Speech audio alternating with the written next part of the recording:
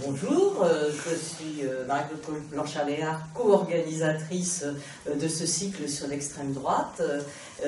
Malheureusement, j'ai été malade la semaine dernière et je n'ai pas pu assister à la première séance. Mais aujourd'hui, donc la deuxième séance de ce cycle va nous laisser dans une réflexion de type historique, puisque la question qui est posée s'étend à l'ensemble de l'histoire contemporaine depuis le XIXe siècle, crise et mutation, terreau de l'extrême droite. Alors l'enjeu est d'interroger les mutations de la société et leur rôle dans le développement des diverses formes d'extrême droite. Il est clair que depuis le XIXe siècle, les sociétés européennes sont bouleversées par des mutations économiques de grande ampleur, de la révolution industrielle à l'actuelle mondialisation, bouleversées aussi par des guerres et des crises qui sont des événements plus conjoncturels, comme par exemple la crise des années 30, et à chaque fois, eh bien, il y a des masses de perdants qui sont à la recherche de survie ou de repères. Et la question est donc celle de savoir en quoi ces perdants peuvent constituer le terreau de l'extrême droite, en quoi l'extrême droite peut leur servir d'expression politique. Pour réfléchir sur ce rapport entre le social et le politique, nous avons la chance d'accueillir Gérard Noiriel, qui est une des grandes figures de l'histoire contemporaine et plus particulièrement de l'histoire sociale. Directeur d'études à l'EHESS, ça ne vous dit peut-être pas grand-chose, parce que vous connaissez Gérard autrement, et il a, disons, ce talent rare pour être un historien connu sans être un historien médiatique.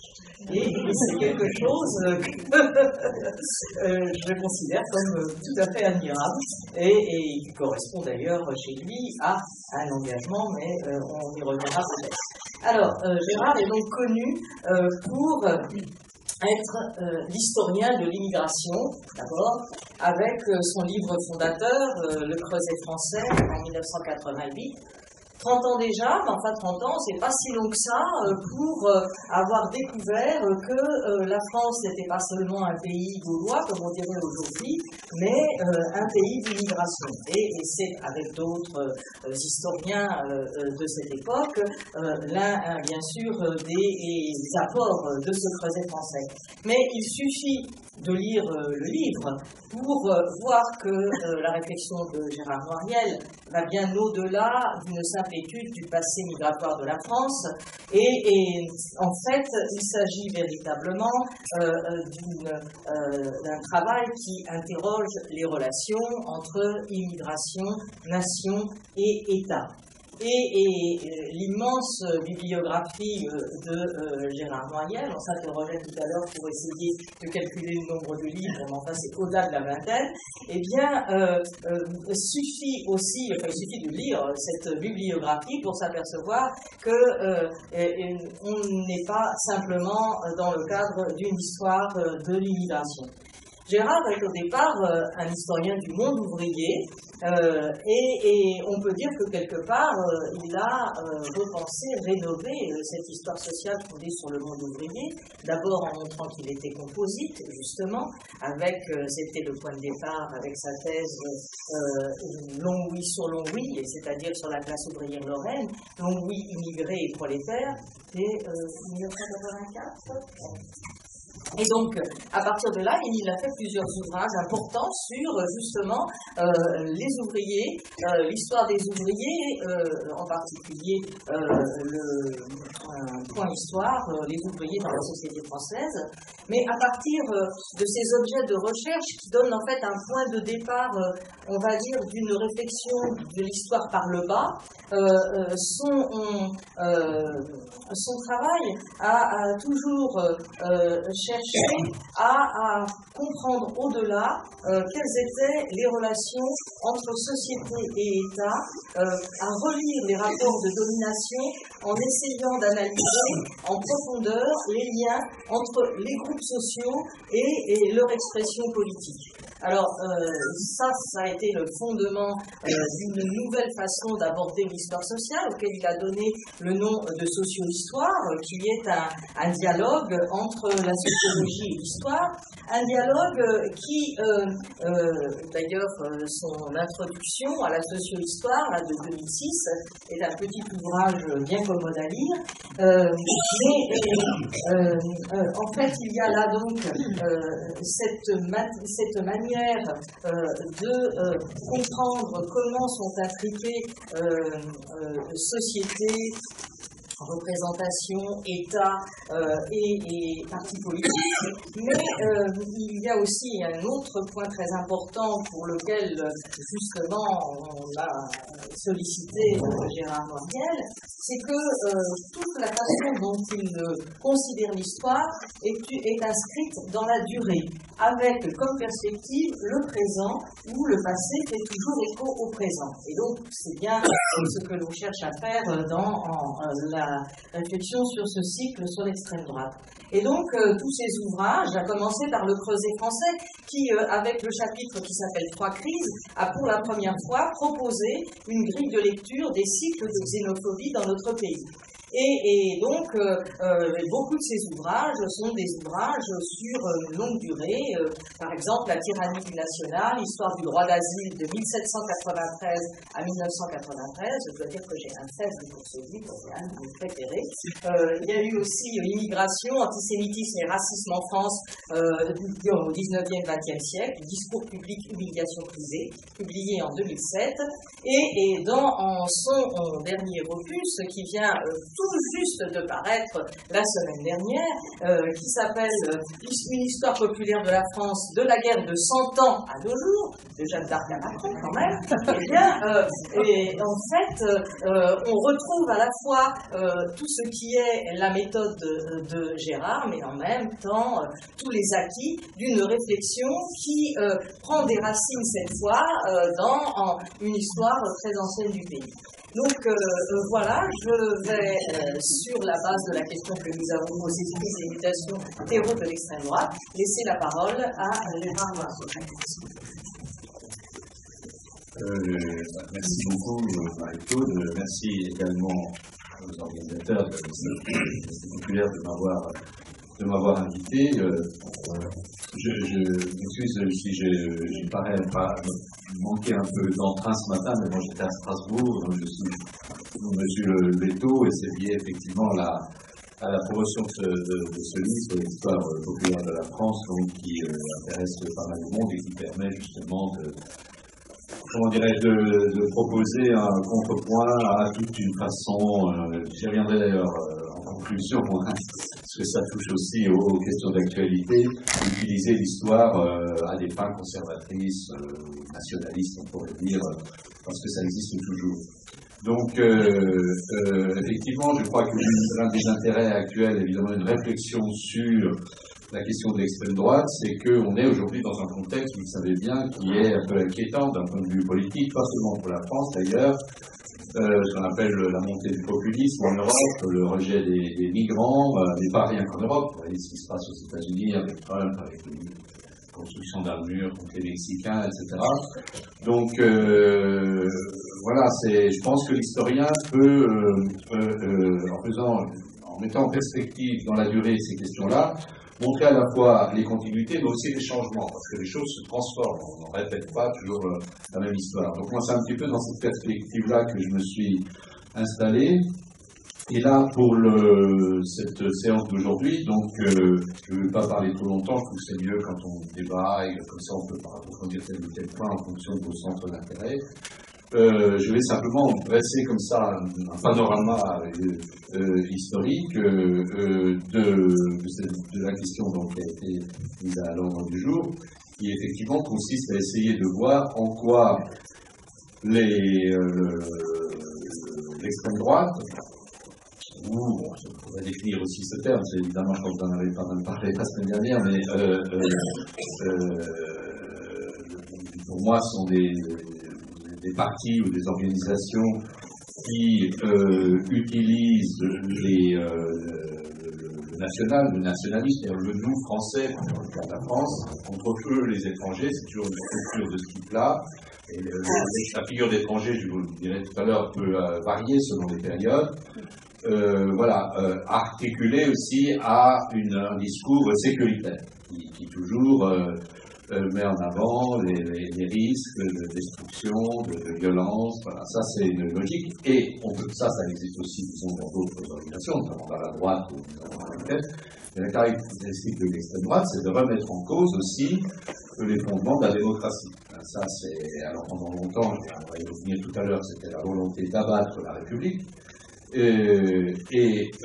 Aujourd'hui moins, mais c'est quand même aussi une attaque par rapport aux valeurs qui constituent, par exemple, la société française depuis la Révolution, notamment les droits de l'homme. Il y a des attaques très vives aujourd'hui contre les idéaux des droits de l'homme, et moi, à mon avis, c'est une des caractéristiques de l'extrême droite. Alors, effectivement, ce qu'on constate historiquement, c'est le lien étroit qui existe entre les périodes où l'extrême droite a le vent en poupe et les crises économiques. C'est là-dessus que j'avais mis l'accent, effectivement, dans le Creuset français, et ça va me servir un petit peu de trame, mais simplement dans la conclusion, parce que ce livre, Le Creuset français, comme tu le rappelais, j'allais dire, hélas, il a déjà 30 ans, c'est-à-dire que son auteur aussi a 30 ans de plus, et il s'est passé des choses en 30 ans. Et donc, ce que j'écrivais dans les années 80, il faut aussi le mettre à jour, en fonction de ce qui s'est passé. Donc c'est ça que je voudrais aussi faire, disons, dans la conclusion, pour ouvrir peut-être la discussion sur ce passé présent. Alors, voilà, j'ai fait un plan classique, c'est plutôt pour cadrer les choses que pour faire des analyses trop compliquées, c'est pas le but.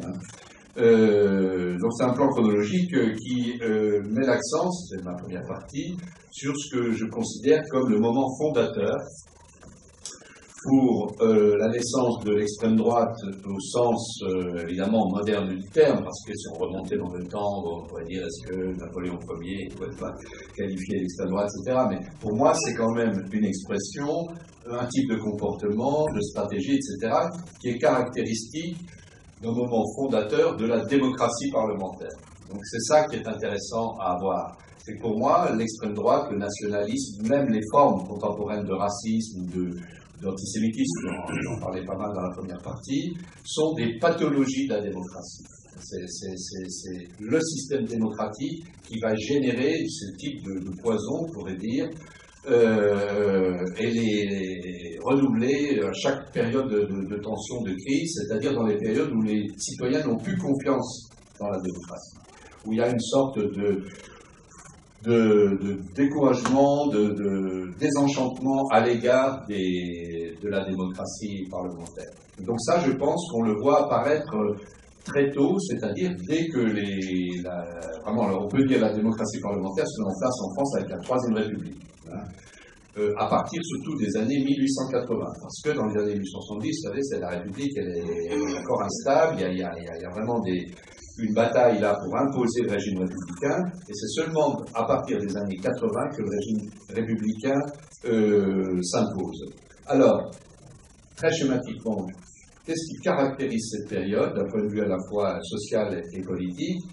Je pense que c'est le grand idéal, d'ailleurs, des fondateurs de la Troisième République, que ce soit Gambetta, Jules Ferry, etc., c'est l'intégration des classes populaires au sein de l'État-nation.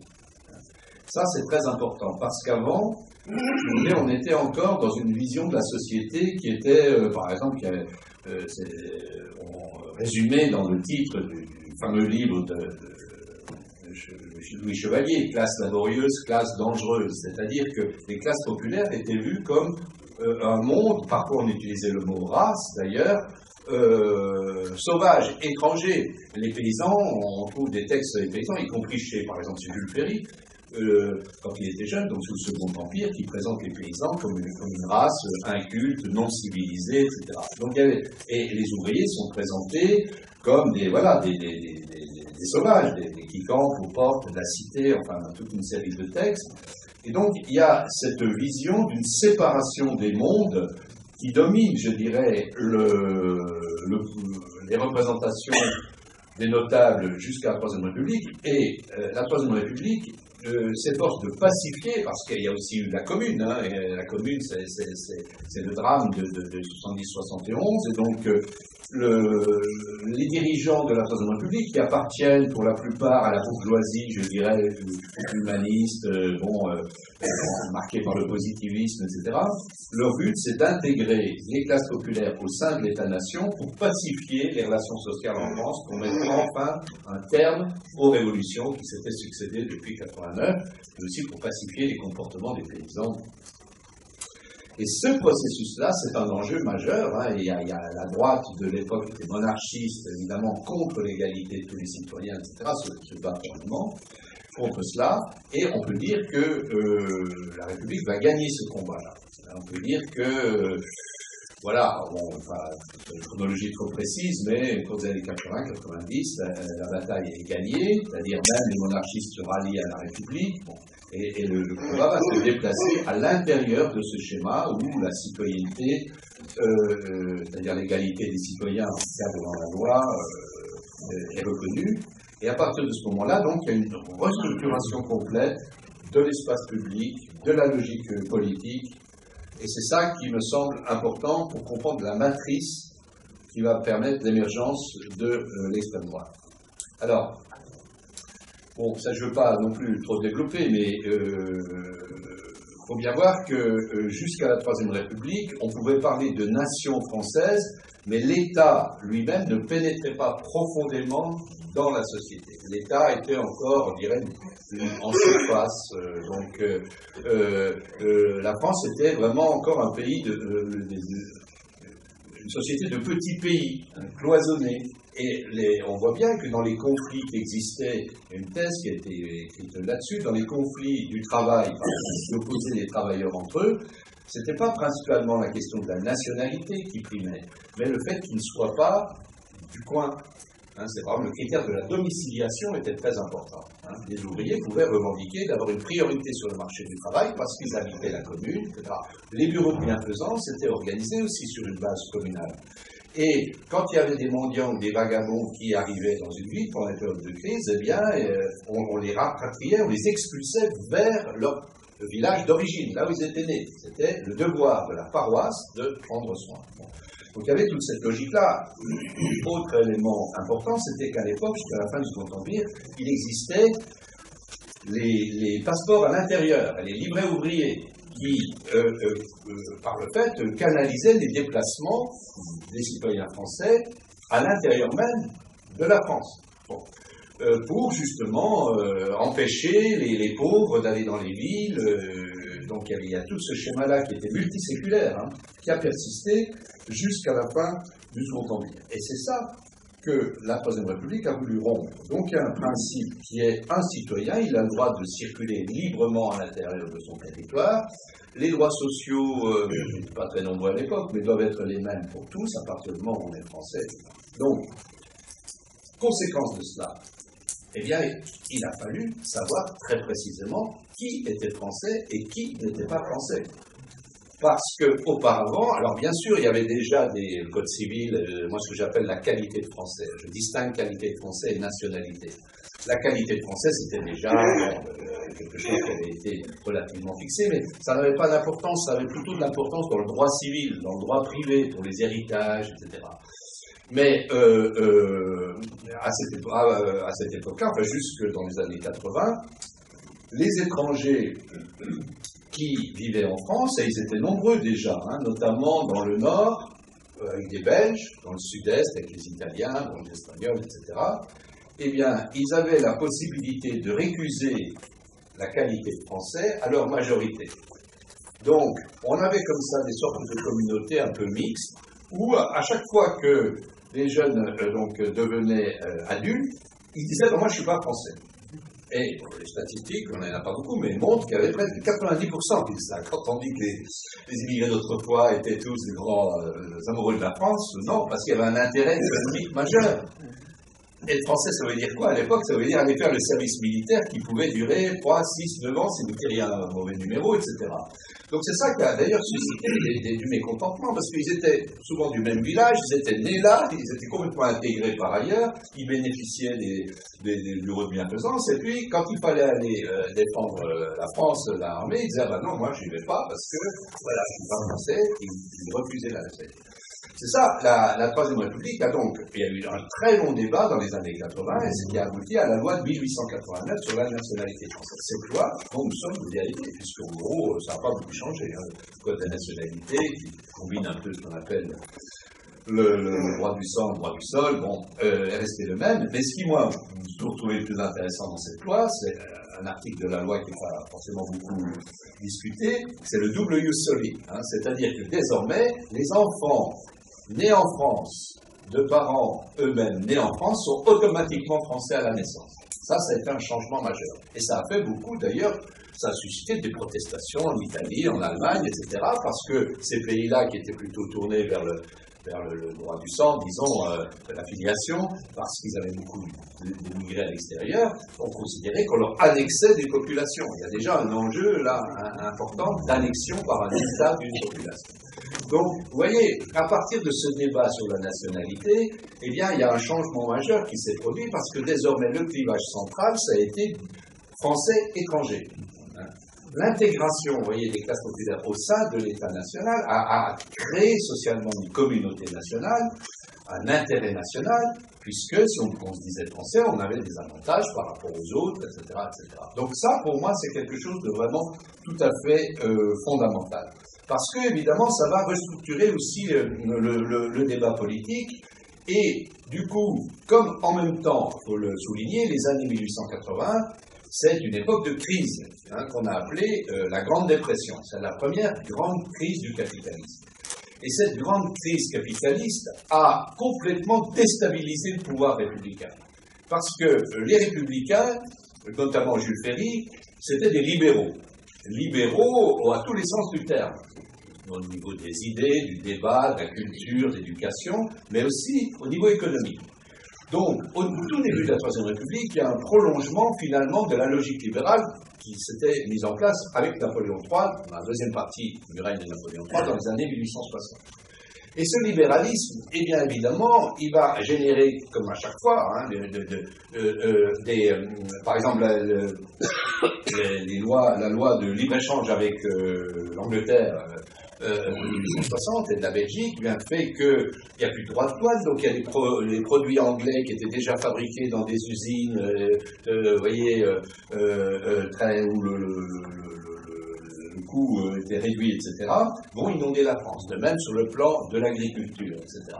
Donc il y a brutalement la découverte des effets négatifs du libéralisme, et du coup, on voit dès ce moment-là surgir une opposition au sein même d'ailleurs du Parti républicain entre les libéraux qui veulent poursuivre dans cette politique libérale en disant mais cette crise elle est passagère, elle va bientôt être effacée si on continue dans la même voie, et on voit naître un courant protectionniste. Donc en gros les opportunistes, comme on dit, les opportunistes avec Jules Ferry sont plutôt du côté du libéralisme, ce qui explique d'ailleurs aussi en partie leur orientation vers l'empire colonial, en disant là on aura des débouchés pour nos entreprises, alors que les radicaux sont plutôt du côté du protectionnisme. Et c'est très intéressant de voir les radicaux représentés, on peut dire à ce moment-là, en gros la gauche du Parlement, parce qu'on est au tout début de la naissance du Parti socialiste, et c'est eux qui vont au départ proposer les premières lois, les premières mesures pour contrôler le marché du travail, pour protéger le marché du travail contre les travailleurs étrangers. Il y a des projets de loi, il y a tout ce débat avec Pradon là, autour du fait qu'on découvre à ce moment-là, par exemple, qu'il n'existe aucune statistique qui recense le nombre et la nationalité des travailleurs étrangers en France. On C'est à ce moment-là qu'on le découvre, parce qu'avant, ça n'intéressait pas les élites, de savoir voilà. Et donc, à ce moment-là, il y a tout un débat. On dit comment, tous les débats un peu qu'on a aujourd'hui, on les trouve déjà en filigrane, c'est-à-dire, on ne sait pas combien il y en a, donc il y en a beaucoup plus que ce qu'on pense, et c'est pour ça qu'ils envahissent tout et qu'on est en crise. Il y a tous les discours. Donc, faisons des statistiques, des nationalités, etc. Et l'autre aspect du débat, c'est de dire, mais ils sont en France depuis 20 ans ou 30 ans, et ils ne sont pas assimilés. Hein. Et ça, ce débat-là, il va se développer à partir de 1881 avec la fameuse affaire des vêpres marseillaises où il y a des Italiens qui sifflent la Marseillaise. Alors, je cite souvent cet exemple-là dans mes conférences parce que les gens se rappellent de choses comme ça, mais à propos d'un match de foot, France-Algérie, etc. Ben, je leur dis, bon, ça a au moins un siècle cette affaire-là, vous voyez. En 1881, effectivement, bon, vous avez c'est dans le cadre de l'égalité coloniale pour la Tunisie, autour de la Tunisie, entre la France et l'Italie. Donc la France sort vainqueur de cette polémique-là, de ces tensions-là, et les soldats donc reviennent de l'Isère, ils arrivent à Marseille. Le maire républicain de Marseille a pavoisé, toute la population est là, marseillaise, etc., qui venait de revenir, vous savez, l'hymne national. Et il y a des sifflets qui éclatent qu'on entend, c'est là où, dans un immeuble où est logée l'association des Italiens de Marseille, etc. Donc, pendant 8 jours, il y a une chasse à l'Italien, au final, il y aura 3 morts. Et ce qui, moi, je trouve intéressant, c'est que c'est la première fois que cette affaire-là remonte et devient un problème national. C'est ça qui est intéressant. Parce qu'avant, moi j'ai travaillé dans les archives du Rhône, des rixes on ne disait pas italien d'ailleurs, on disait piémontais, on désignait par des appartenances plutôt régionales. Il y en avait déjà eu beaucoup. Et il y avait des rapports de préfet, mais le préfet qui envoyait son truc donc au ministère disait toujours ah oui il y a eu ça, la population a été très très choquée par tout ça, il y a eu des morts et tout, mais tout est rentré dans l'ordre. Il fallait toujours dire tout est rentré dans l'ordre. Alors que là, désormais, étant donné, vous comprenez, la citoyenneté républicaine, ça veut dire qu'il y a un principe d'identité entre les représentés et les représentants. Ça veut dire qu'à partir de ce moment-là, un ouvrier, on va le désigner comme un Français. Et comme on le désigne comme un Français, ce qui arrive à un Français, ça concerne tous les Français. Donc il y a cette logique-là, bon, je résume très rapidement, qui va faire que toute une série de débats vont se développer au niveau national avec des élites. Je pense à Leroy-Beaulieu, professeur à l'école libre de sciences politiques, qui commence à théoriser là-dessus. Ils n'ont pas été voir sur place. Parce qu'après, le ministère de l'Intérieur demande une enquête au préfet, et le préfet dit, mais les rapports français-italiens sont très bons. Il y a eu comme ça des tensions, mais on ne peut pas généraliser. Mais ça fait rien. Leroy-Beaulieu développe toute une théorie sur le fait que les Italiens ne sont pas assimilés, qu'ils restent fidèles à leur ancienne patrie, etc. Et même si le pouvoir d'État, les hauts fonctionnaires ou le gouvernement, même si ils sont plutôt convaincus par ce que leur dit leur préfet, il y a le principe de précaution. Donc ils se disent, si on ne fait rien et qu'il y a une nouvelle rixe qui éclate, on va nous dire qu'on est laxiste. Donc c'est ce discours sécuritaire qui crée un engrenage qui ne cessera jamais. C'est ça qui est frappant, c'est-à-dire qu'évidemment, il y a toujours quelqu'un qui va dire, parce qu'on peut, des faits divers, vous comprenez, c'est la grande époque de la presse aussi, je ne vais pas une fois bien insister, mais c'est la presse de masse qui se met en place, avec la rubrique des faits divers, donc il y a une rubrique dans les journaux sur les rixes entre Français et Italiens, etc. Et donc, du coup, ça nourrit comme ça un discours et qui, à mon avis, va être le terreau sur lequel l'extrême droite va pouvoir se développer.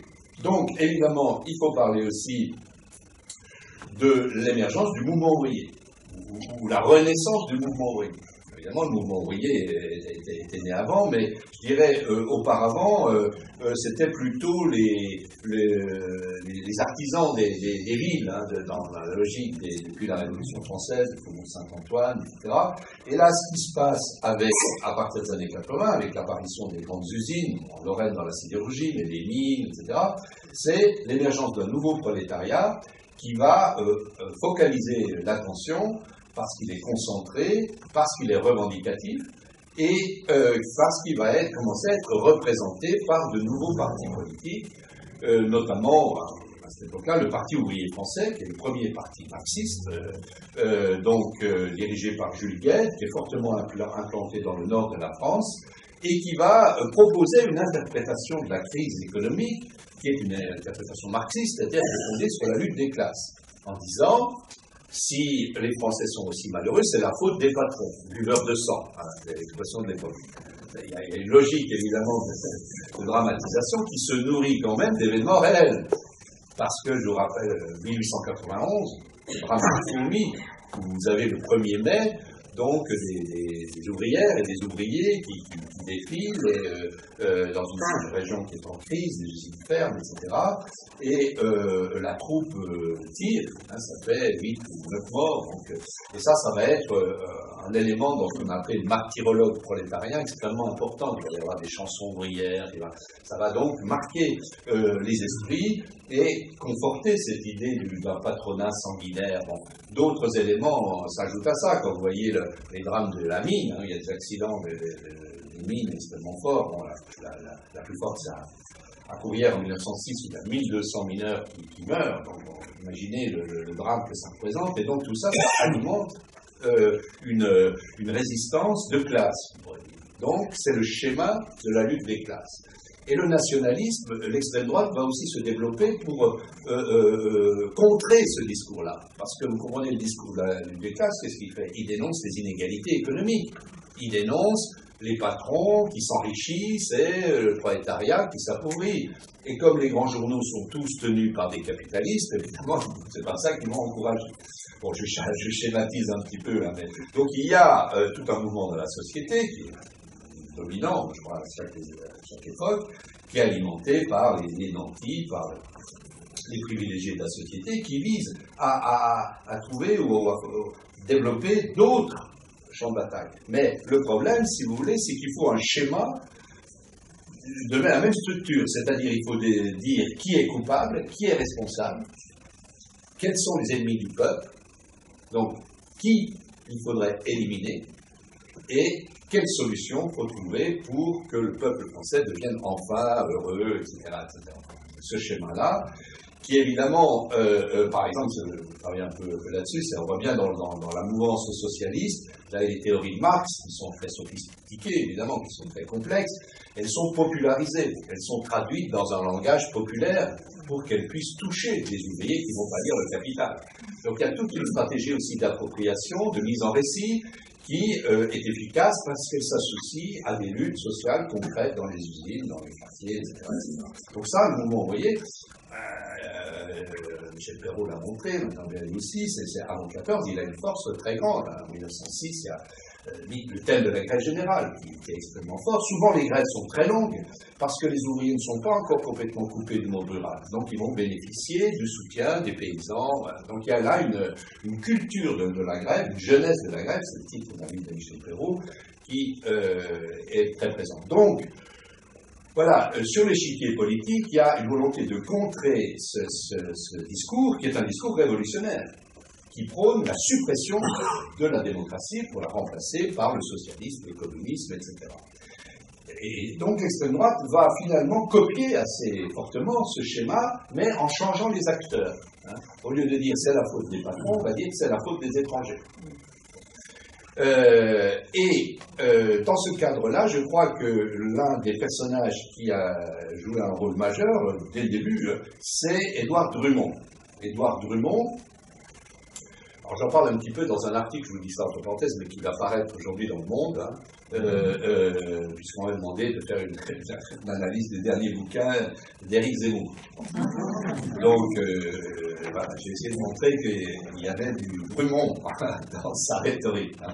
Alors, cette rhétorique de Drumont, donc Drumont c'est un journaliste qui est républicain, etc., qui va travailler pour la presse catholique, et qui surtout va élaborer la première forme du nationalisme antisémite en France. Donc, le fonds de commerce de Drumont, c'est l'antisémitisme. Il écrit un pavé, vous pouvez le trouver sur Gallica gratuitement. Hein. Enfin, je ne pas tout le temps avec ça, ça fait 1200 pages, tissu d'insanité. Bon. Où il récupère tous les poncifs traditionnels de l'anti-judaïsme chrétien depuis très longtemps. Mais il les met au bout du jour, c'est ça sa force.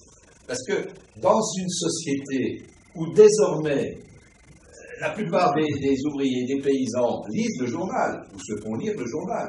Ça a été, c'est ce qu'on a appelé la révolution du journal en quelques décennies, où on est passé de 1 million de lecteurs à 10 millions de lecteurs de la presse. C'est une révolution extraordinaire. Donc désormais, l'actualité elle se fait par le biais de la presse. Donc, il y a comme nous aujourd'hui, il y a des informations, tout le monde les connaît, parce qu'on les a ressassées du matin au soir. Donc, il y a un fond commun, il y a un fond de connaissances communes que Drummond exploite sa rhétorique en disant « Vous vous souvenez du dernier crime, etc. » Et là, le criminel, c'était un juif. À chaque fois, ça tombe comme ça. Mais bien sûr, on ne vous l'a pas dit. Parce que le lobby juif qui contrôle l'information, qui contrôle la banque, Rothschild, etc., empêche la vérité d'éclater. C'est ça la rhétorique de Drummond, avec laquelle donc il va énoncer l'antisémitisme. Et cet antisémitisme va se développer, pas tellement d'ailleurs dans le monde ouvrier. Il y aura d'ailleurs effectivement des formes d'antisémitisme, notamment dans la petite entreprise, quand il y a des émigrés juifs qui fuyaient les pogroms en Russie, etc., s'installent dans le quartier du Marais, donc là il y a des jeux. Mais c'est surtout dans la bourgeoisie catholique que l'antisémitisme va avoir un impact. Et c'est ça que je trouve important à analyser par rapport à aujourd'hui. On voit bien que, alors il y en a qui soutiennent évidemment, parce qu'ils c'est des antisémites vraiment jusqu'au fond de l'âme, qui vont soutenir ça, mais il y en a beaucoup de journalistes républicains qui vont faire une large place au livre de Zemmour. C'est un best-seller, c'est aussi un best-seller, mais bon. Je ne veux pas quand même trop faire d'amalgame, parce que les choses ont changé, je dirais tout à l'heure, mais de Drummond, non, pas parce qu'ils sont d'accord avec lui, ou même on ironise, parce que Drummond est un personnage un petit peu comme ça, tout à fait. Donc on ironise sur lui, mais on en parle. Parce qu'il faut en parler. Pourquoi il faut en parler? Parce que Drummond, il a compris que pour exister, il fallait faire le scoop. Il fallait faire des sortes d'attentats à la pensée, si vous voulez, au minimum. Donc, il multiplie les insultes, les duels. Il se bat en duel, il a des procès, puis à chaque fois, il dit, vous voyez que je suis une victime. Il faut faire attention à ça. Ce type d'extrême droite aime bien se présenter comme une victime. On le bâillonne, on l'empêche de parler, etc., etc. Donc, Drummond va, comme ça, acquérir une audience. Il y a un certain nombre de gens qui sont dans la détresse, vont trouver là, finalement, des arguments pour dire, bah oui, c'est la faute des Juifs si on est dans la misère, etc., etc. Donc il va y avoir, comme ça, une première forme de nationalisme qui se développe, qui va, au même moment, aussi éclater sur le plan politique. Drummond sera député en 98, mais bon, il n'aura pas, le parti, disons, antisémite en France n'aura pas un grand succès, si on ne trouve pas avec l'Allemagne, avec d'autres pays, non. Mais le nationalisme va se développer sous différentes formes, et notamment avec le général Boulanger. Je crois que j'en ai déjà parlé, donc je ne vais pas trop insister. Alors, Boulanger, lui, se tient quand même à distance de ces excès antisémites de Drummond, mais Boulanger, il va avoir la particularité d'être le premier à avoir combiné les deux types de discours qui ont un impact émotionnel, je dirais, dans les classes populaires. C'est-à-dire, qu'est-ce que c'est qu'un impact émotionnel? Un impact émotionnel, si vous voulez, c'est quand vous touchez, vous faites vibrer une corde que les gens, voyez, qui émeut les gens. C'est-à-dire, parce que ça touche à des violences, ça touche à des persécutions, etc., etc. Et les deux formes qui dominent, c'est effectivement la question nationale, parce que les Français sortaient de la guerre de 1870. Donc, vous savez, en 3 ans, une partie de la France a été occupée par les Prussiens, etc. Donc, il y avait ce thème de la guerre, entretenu, vous savez, avec le thème de la revanche, de l'hostilité franco-allemande, etc. Donc, ça, c'est un truc qui marchait bien pour mobiliser les gens. Et puis, évidemment, c'est la question sociale. Plus ce que je disais, les grèves réprimées, les accidents du travail, etc. Donc, c'est ça qui va faire la force. Pas seulement au niveau des idées, hein. Moi je fais aussi de la sociologie, j'essaie de comprendre comment on mobilise des gens qui lisent pas de bouquins, qui lisent pas d'articles, etc.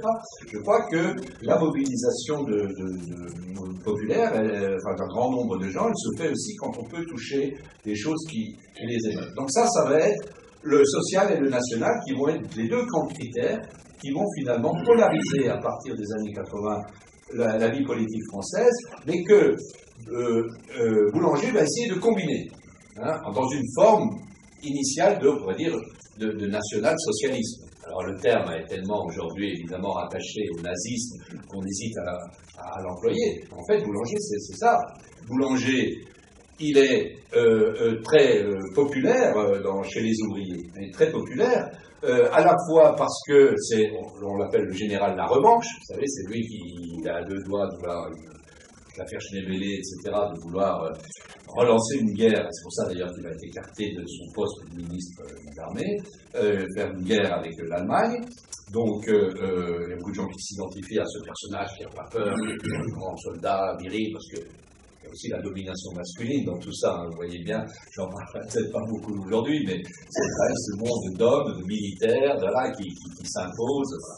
Et puis, l'autre aspect, c'est aussi le général qui a refusé de tirer sur les ouvriers en grève de Casseville. Il y a une grande grève des mineurs de Casseville, et Boulanger dit non, je ne tire pas sur les ouvriers. Donc ça renforce sa popularité sur une base sociale. Bon. Et donc, il va fédérer comme ça autour de lui des forces très composites, c'est-à-dire il est aussi soutenu par les monarchistes qui veulent abattre la République, etc. Et les républicains, notamment Clémenceau qui l'avait poussé sur le devant de la scène, vont réaliser le danger que représente ce genre de bonhomme. C'est ce qu'on appelle le césarisme, c'est-à-dire des gens qui disent... Ils profitent aussi que les Français sont déçus, je le disais en introduction, du fait que la République dont ils espéraient tellement ne leur a pas apporté grand-chose. Leur situation ne s'est pas améliorée, voire parfois s'est dégradée, etc. Et donc, il y a cette déception par rapport à la logique électorale qui va servir aussi des gens comme Boulanger qui développe une posture qu'on appelle césariste, visant à dire votez pour moi, au-dessus des partis, etc., etc. Et donc, ce danger va être dénoncé, et puis il va y avoir donc une séparation qui va être vraiment, à mon avis, fixée avec l'affaire Dreyfus, entre deux pôles, et ça va structurer globalement, je simplifie là aussi la vie politique française jusque dans les années 1970-80, avec un pôle que moi j'appelle national sécuritaire, dans lequel on va trouver une droite respectueuse de la démocratie, c'est-à-dire du droit de vote, etc., et une extrême droite qui conteste la République et qui veut rétablir, à cette époque-là, la question française, surtout la monarchie. Et puis, à l'opposé, vous avez un pôle social-humanitaire, on pourrait dire, qui va rassembler donc les organisations du mouvement ouvrier et aussi la Ligue des droits de l'homme, qui se crée en 1898, etc. Donc on va avoir cette bipolarisation qui va être structurante, et dans chaque camp, on va avoir une extrême droite, donc, et une extrême gauche. Et l'affaire Dreyfus va se solder par la victoire, je dirais, donc, des forces progressistes de gauche, et donc, ça va quand même mettre momentanément sous l'éteignoir l'extrême droite. Mais l'évolution du nationalisme, les tensions internationales vont malgré tout contribuer à cette dégradation. Et finalement, la Première Guerre mondiale, c'est en bonne partie le débouché de toutes ces tensions nationalistes qui s'étaient développées un peu partout.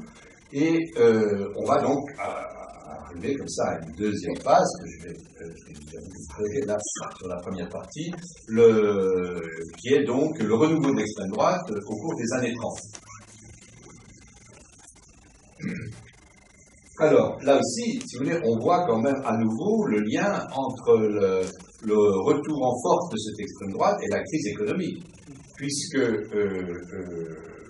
après la Première Guerre mondiale, au cours des années 20, il y a une reprise économique en France très vive, liée à la reconstruction notamment du pays, et un nouvel appel massif à l'immigration. C'est un point important, je n'ai pas prévu pour la première partie, mais c'était déjà vrai, c'est que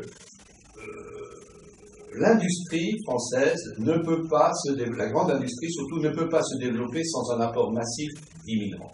c'est une caractéristique française qui s'explique par le fait que les classes populaires, notamment les paysans et les artisans, ont réussi à résister beaucoup plus efficacement en France qu'en Grande-Bretagne ou qu'en Allemagne à la prolétarisation.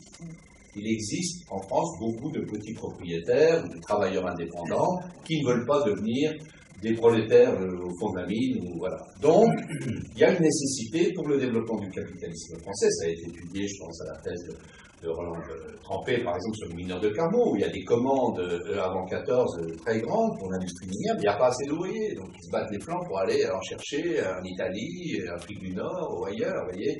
Et donc, cette logique-là, elle se reproduit dans les années 20. Parce qu'en plus, il y a eu, évidemment, les morts de la guerre, 1 300 000 morts, beaucoup de mutilés, etc. Donc le recours à l'immigration redevient une obligation si on veut développer l'économie française, à tel point qu'à la fin des années 20, la France est le premier pays au monde pour le taux d'immigration, plus que les États-Unis. J'ai oublié, c'est ce que j'avais montré, c'est un projet français, donc au début les gens n'y croyaient pas, puis maintenant ça peut passer, heureusement quand même, comme quoi on ne travaille pas pour rien forcément, à long terme.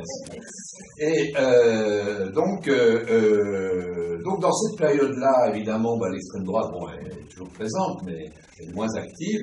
Et ce qui est important aussi à dire, c'est que du coup, ce besoin aussi de repeupler la France, de fabriquer des Français grâce aux droits, disons, à partir de ces immigrants venus des pays étrangers, va aboutir à la loi de 1927, qui est une réforme du Code de la nationalité, qui est plus ouverte. C'est-à-dire, on va faciliter pour des étrangers donc vivant en France les naturalisations. À tel point que des étrangers qui ont fait une partie de leurs études supérieures en France, ils peuvent obtenir la nationalité française au bout d'1 an. Idem par mariage, etc. Donc, ça, dans les années 20, disons, ça ne faisait pas consensus, loin de là, mais enfin, ça a été adopté par le gouvernement. Mais dans les années 30, là, on va avoir un retournement des choses. Pourquoi? Parce que crise économique, montée du chômage, et à nouveau, le schéma que j'avais montré pour la fin du 19e se reproduit. C'est-à-dire, on a un renouveau aussi du mouvement ouvrier, avec aussi la montée en puissance du Parti communiste, qui dans les années 20 avait été le seul à prendre la défense des immigrés, des travailleurs coloniaux, etc., et qui du coup dans les années 30 va aussi capitaliser sur cet ancrage dans les grandes usines, et donc le schéma de la lutte des classes, l'intégration dans la troisième internationale, etc., et en face donc évidemment aussi un renouveau de l'extrême droite qui va à nouveau se focaliser sur la question des étrangers, en disant le chômage, c'est la faute des étrangers, etc. Donc il y a d'ailleurs une politique républicaine très très vigoureuse, plusieurs centaines de milliers de travailleurs immigrés vont être expulsés du pays dans les années 30, on ne renouvelle pas leur carte d'identité, etc., etc. Et les choses vont se cristalliser dans la fameuse journée du 6 février 1934, où là on a deux fronts qui se constituent, le front antifasciste et, disons, le front fasciste. Donc l'extrême droite, là, se recompose. On retrouve dans cette extrême droite, à nouveau, la vieille extrême droite catholique, monarchiste, donc de l'Action française, mais il y a aussi une nouvelle génération qui essaie de promouvoir une nouvelle extrême droite, plus influencée par Mussolini, surtout Mussolini, pas trop Hitler, parce que entre les guerres en France, quand même, se réclamait d'un dictateur allemand, plus parce qu'il était allemand que dictateur, c'est ça qui gênait beaucoup de monde. Et donc, mais Mussolini, voilà, donc il y a cette idée oui, en France, il nous faut un pouvoir fort, donc on a cette tension. Mais, donc la question de l'immigration redevient tout à fait importante, et je dirais c'est surtout la question des réfugiés qui devient centrale. Pourquoi?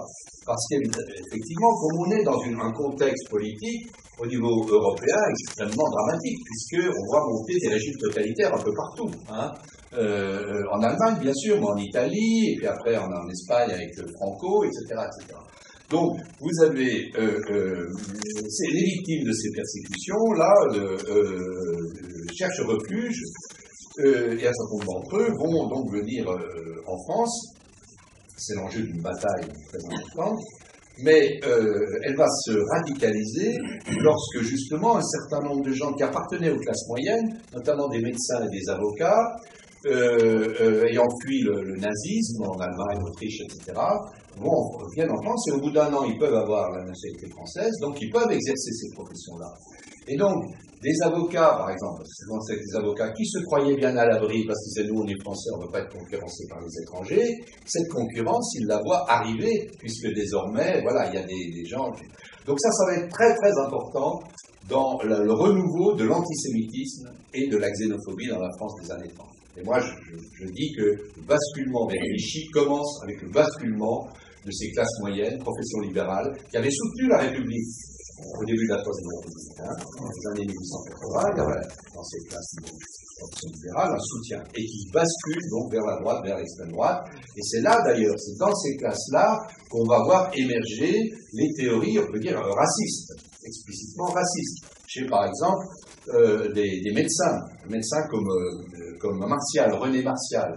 C'était un médecin de gauche, au départ, il était socialiste, il travaillait au bureau d'aide sociale de Douai, etc. Et ce type-là, donc, qui avait sans doute un fort désir de reconnaissance, il est tenu quand même à distance par l'establishment de la médecine parisienne, jusqu'à ce qu'il commence moi j'ai lu tous ces bouquins sur l'immigration, parce qu'il dit spécialiste de l'immigration. Ses premiers livres sont plutôt ouverts, il est pour, l'intégration, tout ça, bon. Et puis, à partir des années 30, il comprend que s'il veut réussir, s'il veut vendre des bouquins, s'il veut être reconnu par l'establishment, il a intérêt à changer de discours. Et on voit radicalement ce type-là commencer à énoncer des trucs sur les races, où il va chercher des trucs de la biologie sur l'incompatibilité entre sanguine, vous savez, c'est complètement délirant. Et du coup, l'Académie de médecine lui offre un poste. Pas un poste, mais il est chargé de cours à la fac de médecine. On voit bien que derrière, il y a quand même des forces puissantes pour promouvoir ces gens-là. Alors, je pourrais parler d'Alexis Carrel aussi, qui est l'incarnation de son monde, son bouquin, L'homme c'est inconnu, 1 million d'exemplaires quand même. Alors c'est aussi des gens qui sont acharnés contre les sciences sociales. C'est pour ça que je me suis permis de faire le commentaire du dernier livre de Zemmour, qui est une attaque en règle contre les historiens comme nous, qui travaillent, sérieux, en disant que on détruit la France. En gros, Donc ça, c'est pas nouveau. Donc, vous voyez, une matrice qui est aussi à l'intérieur du champ des élites, si vous voulez. Vous voyez, où donc là, il y a une mouvement visant à casser tous les chercheurs qui justement veulent éclairer la société, etc. Donc là, on a un schéma qui va, à mon avis, à partir du février 34, on ouvre une période qui va, à mon avis, durer jusqu'en 45, je dirais même jusqu'en 47-48. C'est-à-dire une période d'intense lutte de classe en France, entre un affrontement entre la gauche, l'extrême gauche, et la droite et l'extrême droite, et avec des rebonds successifs, c'est-à-dire des épisodes où il y a des renversements. Alors 36, c'est la victoire des antifascistes, du front antifasciste, mais ça ne dure pas longtemps, parce qu'on sait que dès la fin de 38, les Crémois d'Aladier, on pourrait revenir là-dessus si vous voulez tout à l'heure, c'est quand même le déclin de la Troisième République et qui va précipiter la France dans les bras de Pétain, de Vichy, etc. Mais il y a la résistance, et il y a le CNR, et après il y a donc la libération, où là c'est l'inverse, puisque en 1945, le Parti communiste, c'est le premier parti électoral, au niveau électoral français. Donc il y a une période là qui est une période vaste, où se crée la sécurité sociale, etc. Et il y a une période aussi d'intense lutte sociale, c'est les grandes grèves de 47-48, où la droite et les socialistes également au pouvoir essayent de reprendre les acquis sociaux de 1945, donc ça suscite de très vigoureuses luttes. Et puis après, ça s'atténue un petit peu parce qu'il y a ce qu'on a appelé les 30 glorieuses, enfin un développement économique, des transformations de la société. Et pendant cette période, il y a effectivement une lutte intense entre les forces conservatrices et progressistes. Et disons qu'après, il y a, là je vais revenir rapidement à la troisième partie, il y a quand même une période où beaucoup de gens ont en mémoire les horreurs auxquelles on arrive lorsqu'on laisse la place aux théories d'extrême droite et lorsqu'elles arrivent au pouvoir d'État. Donc, il y a une période où il y a une sorte de consensus, je dirais, dans les républicains, les démocrates, pour garder en lisière l'extrême droite. L'extrême droite existe encore, mais elle n'a pas vraiment de légitimité électorale. Alors bien sûr, toute la période d'après-guerre, c'est aussi la période des décolonisations, c'est-à-dire des guerres coloniales, avec la guerre d'Indochine, puis après la guerre d'Algérie. Et là, ça va nourrir évidemment une extrême droite extrêmement combative, si on se rappelle de l'OAS, des attentats, etc. Mais elle n'a pas de légitimité électorale. Hein.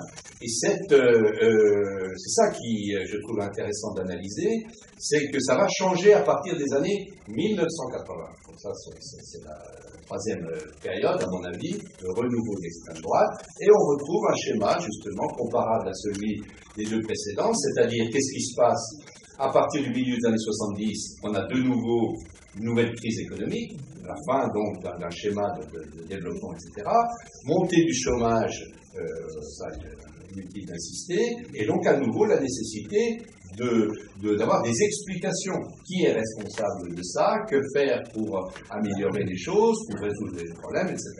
Et c'est dans ce contexte-là que va émerger donc une nouvelle extrême droite incarnée par le Front National. Le Front National qui existait déjà avant, mais qui n'avait pas de légitimité électorale. Je crois qu'aux élections présidentielle même de 1981, hein, quand Mitterrand était élu, le Front National avait fait un score totalement dérisoire. Seulement dans les années suivantes, les choses ont changé. Pourquoi? C'est évidemment que la victoire de la gauche aussi en 81, associant les socialistes et les communistes au départ, évidemment, va susciter, dans l'autre bord, des réactions extrêmement virulentes, et donc des stratégies pour essayer de discréditer la gauche, dans un contexte mondial aussi qui va être, malheureusement, j'allais dire pour l'expérience de gauche, extrêmement compliqué. Parce que c'est l'époque aussi où Reagan est au pouvoir, d'abord Thatcher au Royaume-Uni, Reagan aux États-Unis, et donc ils vont plonger le monde dans une nouvelle phase qui est le capitalisme libéral, donc on est on est encore aujourd'hui directement concerné, avec la financiarisation, vous savez, des entreprises, la délocalisation qui va se produire après, donc vers les pays à bas salaire, enfin, toute cette logique-là, qui va évidemment aggraver la crise et qui va placer donc la gauche au pouvoir dans une situation difficile. Donc il y aura le virage aussi socialiste de 83-84, voilà, où finalement les socialistes vont accompagner ce mouvement au lieu de le combattre. Et c'est dans ce contexte-là que se développe vraiment l'extrême droite, qui est encore aujourd'hui forte, encore plus forte même qu'à l'époque, avec Jean-Marie Le Pen. Mais à mon avis, il faut bien voir qu'on peut retrouver, c'est pour ça aussi que cette tradition ancienne, la question de l'immigration va d'emblée être replacée au centre. C'est d'ailleurs pour ça qu'un certain nombre d'entre nous, on a décidé de faire des recherches là-dessus, parce que, voilà, on pensait que grâce à des connaissances, on réussirait à faire reculer toute cette idéologie xénophobe, etc. Bref. Mais en même temps, le Front National, eh bien, on ne peut pas le comparer avec les organisations d'extrême droite des années 30, parce qu'on est dans une société beaucoup plus pacifique.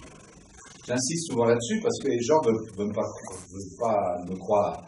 Et vous savez, tous les gens qui ont aujourd'hui plus de 55 ans, c'est la première génération, j'allais dire, depuis le début de l'histoire de France, même en remontant avant Jeanne d'Arc, qui n'ont jamais connu la guerre. Hein. Bon. Alors, je ne dis pas que la délinquance, etc., il y a des phénomènes, évidemment, qui peuvent se développer, bon, c'est sûr, mais la violence est plus forte, même celle de la guerre, c'est ce qu'ont connu les générations d'avant nous, et ce que vivent beaucoup de gens encore aujourd'hui dans notre planète, hein, parce qu'il ne faut pas se voir uniquement comme ça, coupé du monde, eh bien, voilà. Donc, ça change toute une série de choses, hein, dans les formes de mobilisation, dans les relations, dans les modes aussi de politisation. Et donc, le Front National, ça a été montré dans une thèse sur cette question-là, Le Pen c'est ni par les coups de poing dans la rue, ni par le nombre de ses militants, ni par son score électoral au départ, que le Front National va s'imposer. C'est grâce à Le Pen, à la télévision. Les émissions de télévision, l'heure de vérité, je crois que ça s'appelait, etc., vont révéler Le Pen. Je crois que c'est en 84, où il fait un score extraordinaire à l'audimat. Donc ça, c'est très significatif du monde dans lequel on est entré, où évidemment il y a une puissance des médias extrêmement forte, beaucoup plus forte qu'avant, et ça a été étudié par un professeur de sciences politiques, moi il s'appelle Bernard Manin, j'aime bien son travail sur ça, ses explications. Il dit on est passé d'une démocratie de parti à une démocratie d'opinion. Il dit que les partis, vous voyez, tels qu'ils s'étaient constitués à la fin du XIXe siècle, justement au moment de l'affaire Dreyfus, etc., existent encore, mais ils ont perdu de l'autonomie considérablement. Et ils sont de plus en plus dépendants des médias, des journalistes, etc. Alors qu'avant, les porte-paroles des partis, par exemple, prenez Maurice Thorez, qui parlait au nom de la classe ouvrière. Quand Thorez causait, bon, c'était la classe ouvrière tout entière qui s'exprimait. Bon, certains contestaient, mais il n'y avait pas forcément d'alternative. Aujourd'hui, c'est les sondages. Donc, les politiques sont quelque part dépossédés d'une partie de leurs anciennes prérogatives parce que, constamment, les journalistes leur opposent des sondages. Les Français pensent que. Hein. Donc, on a, vous voyez, une évolution des choses et qui affaiblit donc l'autonomie des politiques. Le Front National, disons, s'est beaucoup servi de ça, avec cette logique que j'évoquais tout à l'heure, qui était déjà celle de Drummond, de faire des scoops, de faire scandale, d'être pris dans des procès, ou alors la logique des petites phrases. La logique des petites phrases. Où en fait, la stratégie de communication, c'est de n'énoncer que le début de la phrase, hein, en laissant le soin aux journalistes de dire la suite. Alors bien sûr, les journalistes le font pour critiquer, mais ça fait quand même passer la phrase, si vous voulez. Donc vous comprenez, il y a une stratégie aussi de communication. Ces gens-là ont bien compris que ce n'était pas le contenu ou le fond du débat, de l'argumentation qui primait, mais c'était de marquer un territoire, de façon à ce que des gens... Et c'est ça le drame, ça aussi c'est pas nouveau, moi je l'ai étudié à propos d'Aigues-Mortes, j'ai écrit un livre sur le massacre des Italiens à Aigues-Mortes en 1893, on voit déjà cette logique, c'est-à-dire des gens qui appartiennent aux franges les plus exclues des classes populaires, les délaissés de la société, etc., qui désespèrent parce que les partis politiques ne les prennent pas en compte, ne résolvent pas leurs problèmes, etc., ils veulent rompre. Et rompre, eh bien quand ils voient quelqu'un en face d'eux qui a l'air de tenir un discours que tout le monde rejette, alors tout le monde le rejette, enfin, les démocrates, les humanistes le rejettent évidemment pour des bonnes raisons, mais dans ces milieux-là, ça peut être interprété dans un autre sens, en disant « Oh, enfin, en voilà un qui n'est pas... » Et je sais que le Front National utilise beaucoup ça, cette logique-là.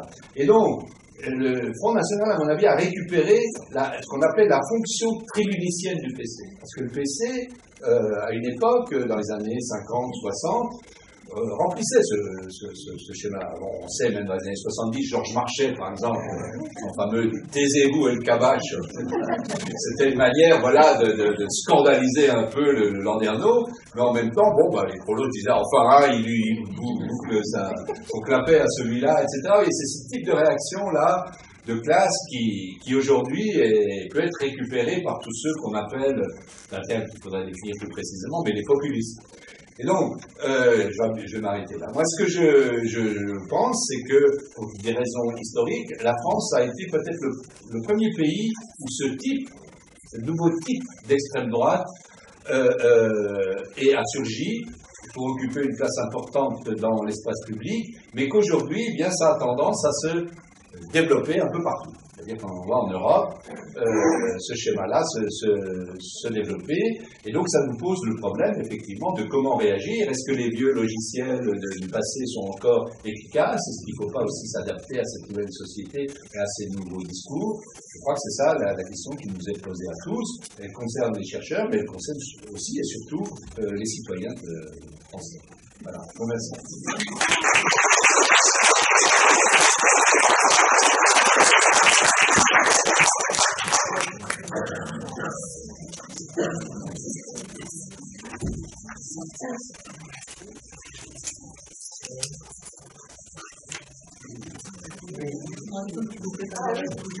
Ah non, non, mais très bien. Si tu voulais parler, vas-y. Non, va à la tribune. Je connais pas les codes. Il n'y a pas de code. Oui, alors il faut que je... Oui, ce sera bien. Il y a un bras qui s'est levé dans la salle, un deuxième devant, un troisième. Voilà, je m'arrête là pour l'instant, hein, je repère parce qu'après j'oublie. Donc, il faut faire une petite mise au point, quelque chose? Non. Je pose une question? Non, alors, Peut-être j'en poserai tout à l'heure. Je vais essayer d'avoir la parole. Donc, parole au public. Donc. Tenez. Vous passerez à la dame devant. Bonjour. On entend beaucoup parler donc de la montée des populismes. Et pour moi, j'ai l'impression que ce mot est nouveau depuis quelques années. Je voudrais savoir de quand il date précisément et qu'est-ce qu'il recouvre. Pourquoi on dit populisme aujourd'hui et pourquoi pas l'extrême droite carrément? Enfin, voilà. Alors, je réponds tout de suite. Oui, ça c'est une question très, très intéressante. Alors, le mot populisme n'est pas si nouveau que ça, mais il a changé complètement de sens. Par exemple, dans l'entre-deux-guerres, il y avait un prix populiste en littérature qui était accordé à des écrivains ouvriers, vous voyez, donc et ce terme populiste, il était plutôt positif à l'époque. Et il s'est retourné effectivement depuis un petit nombre d'années. Et là, vous posez une question très intéressante, qui est la question du langage, les enjeux du langage dans toutes ces polémiques-là. C'est extrêmement important.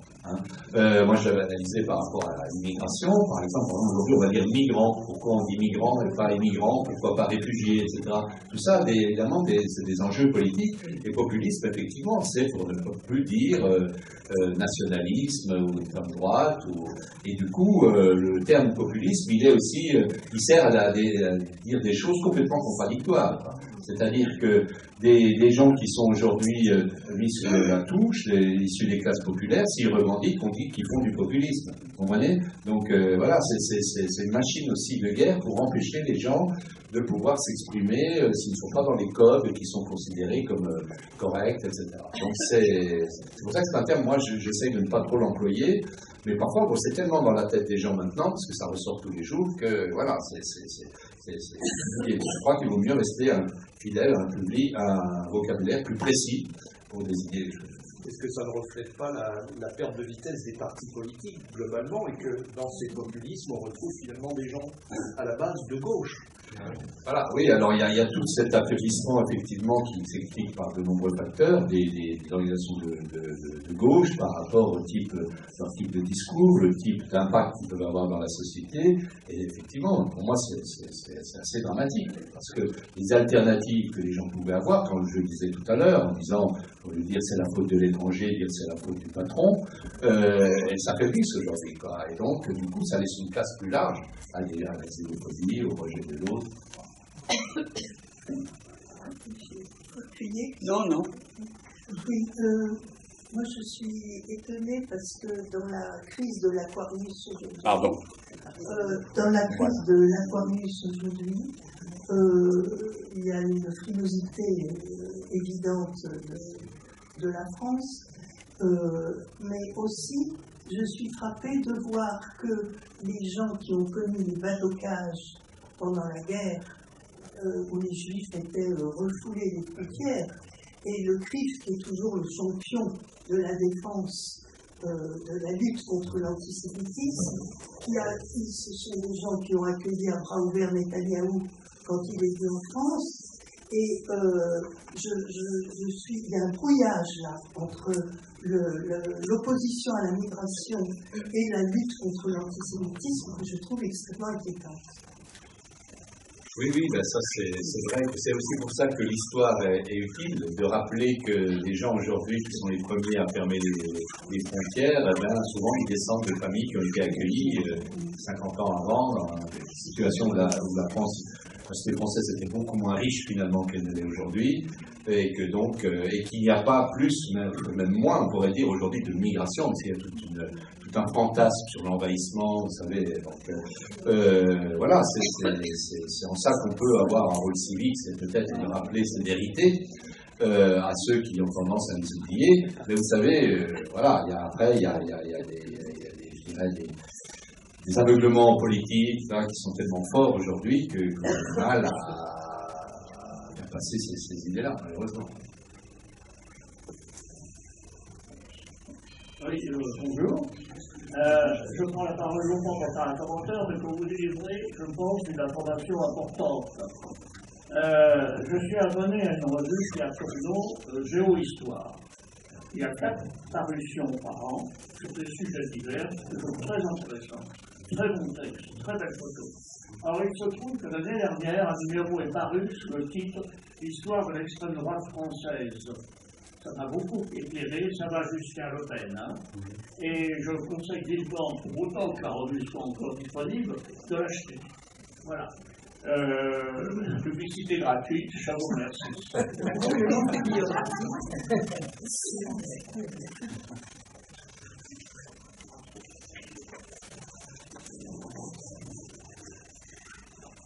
Oui, juste pour faire deux remarques. Je pense à la question des immigrés, le fantasme, c'est quand même Daesh et les attentats. Et j'en dire objectivement, le risque de mourir dans un attentat est bien inférieur au risque de mourir dans l'accident de voiture actuellement en France. Il faut expliquer ce point. Et puis sinon, je voudrais dire, d'avoir lu quelquefois, c'est 50 personnes, 55 personnes en mer, presque rien. Et en même temps, ça fait une crise européenne. Oui, alors là, vous touchez à une question que je me suis longtemps posée et que j'ai essayé aussi d'analyser conceptuellement, on pourrait dire. Effectivement, c'est tous les morts n'ont pas la même importance. Hein. Voilà. Regardez dans l'actualité aujourd'hui, s'ils sont français, ça a déjà beaucoup plus d'importance que s'ils sont africains ou autres, etc. Donc il y a cette... Et le nationalisme, il se développe pas forcément par de grosses théories nationalistes, il se développe en fabriquant un regard, le regard qu'on porte sur le monde. C'est ce qui rend la tâche difficile aux gens qui partagent les valeurs humanistes universelles. Parce qu'ils se heurtent à des gens qui, eux, vous voyez, ont intériorisé, ne sont pas forcément... Il ne faut pas non plus diaboliser tous les gens qui peuvent suivre tout ça. C'est parce que, voilà, ils ont un regard, une matrice qui est véhiculée tous les jours avec des prismes. Celui-là en est un.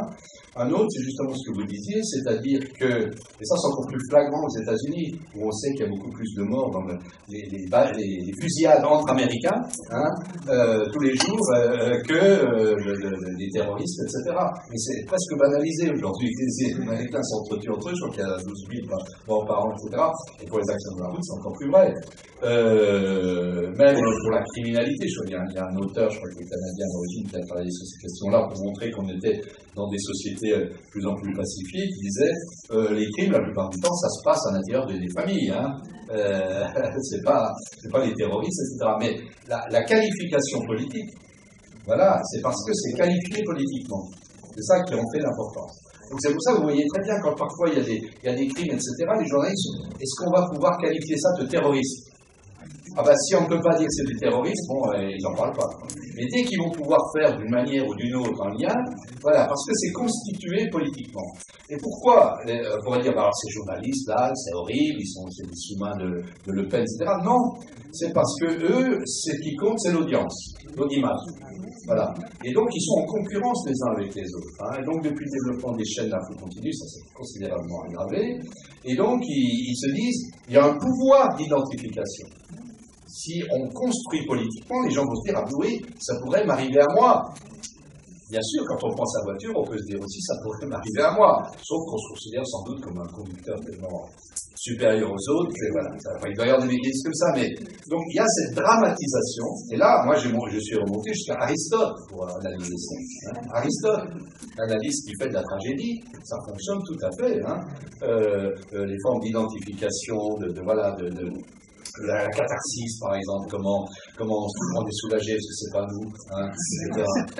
Oui, il y a tous ces mécanismes-là qui sont vraiment, là, c'est pas de l'histoire, c'est ancré vraiment dans la psychologie de l'être humain qui a toujours besoin de cliver les choses, eux et nous. Une identité se construit par opposition à quelqu'un d'autre, etc. Donc, c'est ça qui rend les choses difficiles. Donc notre rôle, c'est d'élargir au maximum le nous, pour arriver à un nous être humain. Ce qui se fait aussi, hein, il ne faut pas négliger, il ne faut pas nier que la solidarité, moi je la rencontre, parce que je tourne beaucoup aussi sur ces questions de droit d'asile, etc. Je suis frappé de voir que dans beaucoup des gens comme ça, même parfois dans des petits villages, ils développent une solidarité, accueillent des familles, les logent chez eux, etc. Je pense que peut-être ça n'a jamais été aussi fort hein, dans l'histoire de France.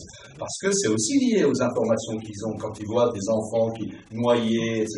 Donc il y a aussi un pouvoir d'identification. Ça passe souvent d'ailleurs par les enfants, hein, parce qu'évidemment il y a une dimension universelle dans l'enfance et tout. Donc ça peut aussi générer des facteurs d'identification qui vont dépasser le strict cadre national.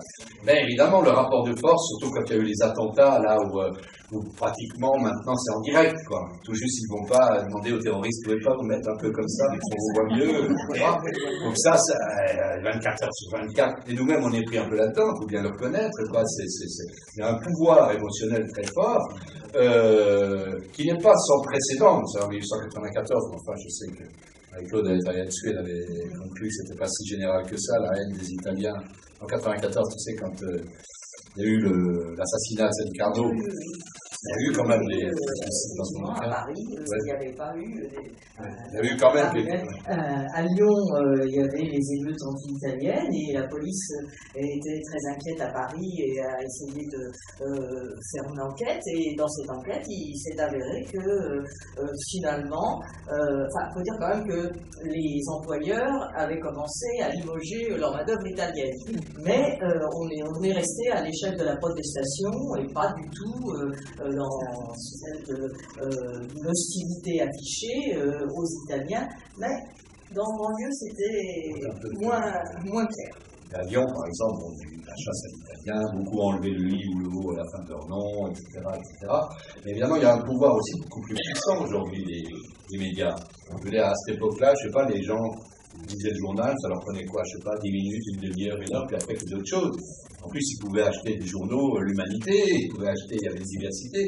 Mais ce qu'aujourd'hui, ce matraquage de l'info continue, c'est du matin au soir, et plus il y a de chaînes, plus ils disparaissent aussi. C'est ça qui est fascinant. Vous ne pouvez plus aller ni à l'hôpital, ni dans un café, vous avez BFM TV comme si c'était neutre. Vous comprenez ? Il y a tous ces phénomènes-là qui sont, moi je pense, extrêmement puissants et qui peuvent expliquer, c'est pour ça que je diverge complètement avec certains historiens qui nous mettent tout sous le post-colonial, en faisant croire que tout ça viendrait de la colonisation. Ça peut jouer un rôle, mais on se demande alors pourquoi au Danemark on a la même chose, pourquoi dans des pays qui n'ont pas été des pays coloniaux, on a aujourd'hui aussi cette islamophobie qui se développe, etc., etc.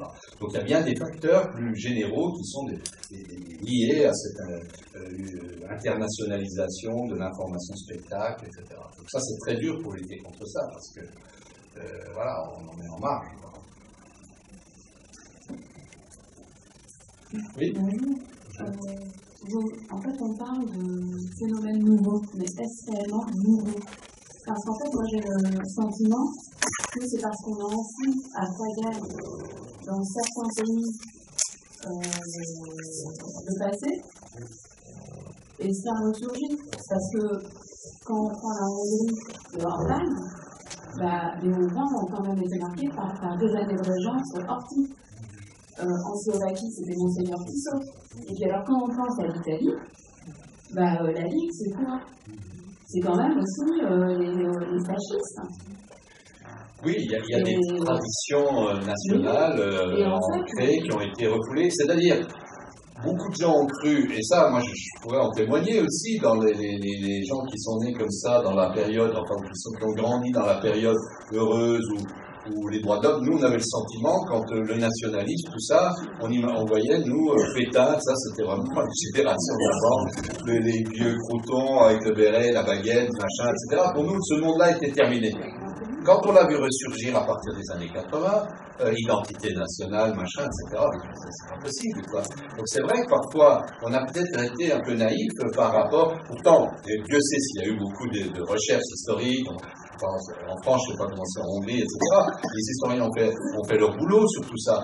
Mais effectivement, il y a resté un fond qui, du coup, peut ressurgir plus facilement. En Italie, c'est les bagarres en Italie.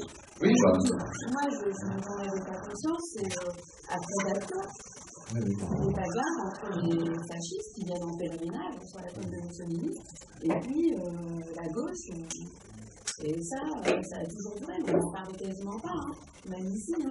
Oui, il y a ce contexte aujourd'hui, ça éclate à la figure des gens, et c'est vachement difficile de lutter contre dans un contexte comme celui qu'on connaît.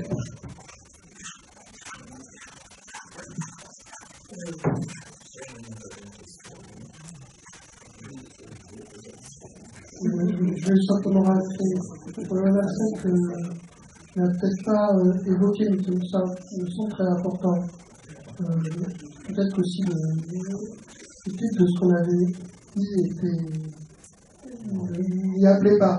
Il me semble qu'à côté de la crise sociale, qui est aussi important, de plus en plus important, c'est la crise urbaine. Je crois qu'il y a une dimension spatiale du social qui est devenue, qui était déjà, parce que moi j'ai écrit un livre sur Plaisance, qui est un quartier du 14e arrondissement. Ce quartier a été le bastion du boulangisme pendant plus de 10 ans. C'est pas un hasard, c'est le quartier le plus marginal, le plus excentrique, le plus marginal, un des quartiers les plus excentriques et les plus marginaux de Paris.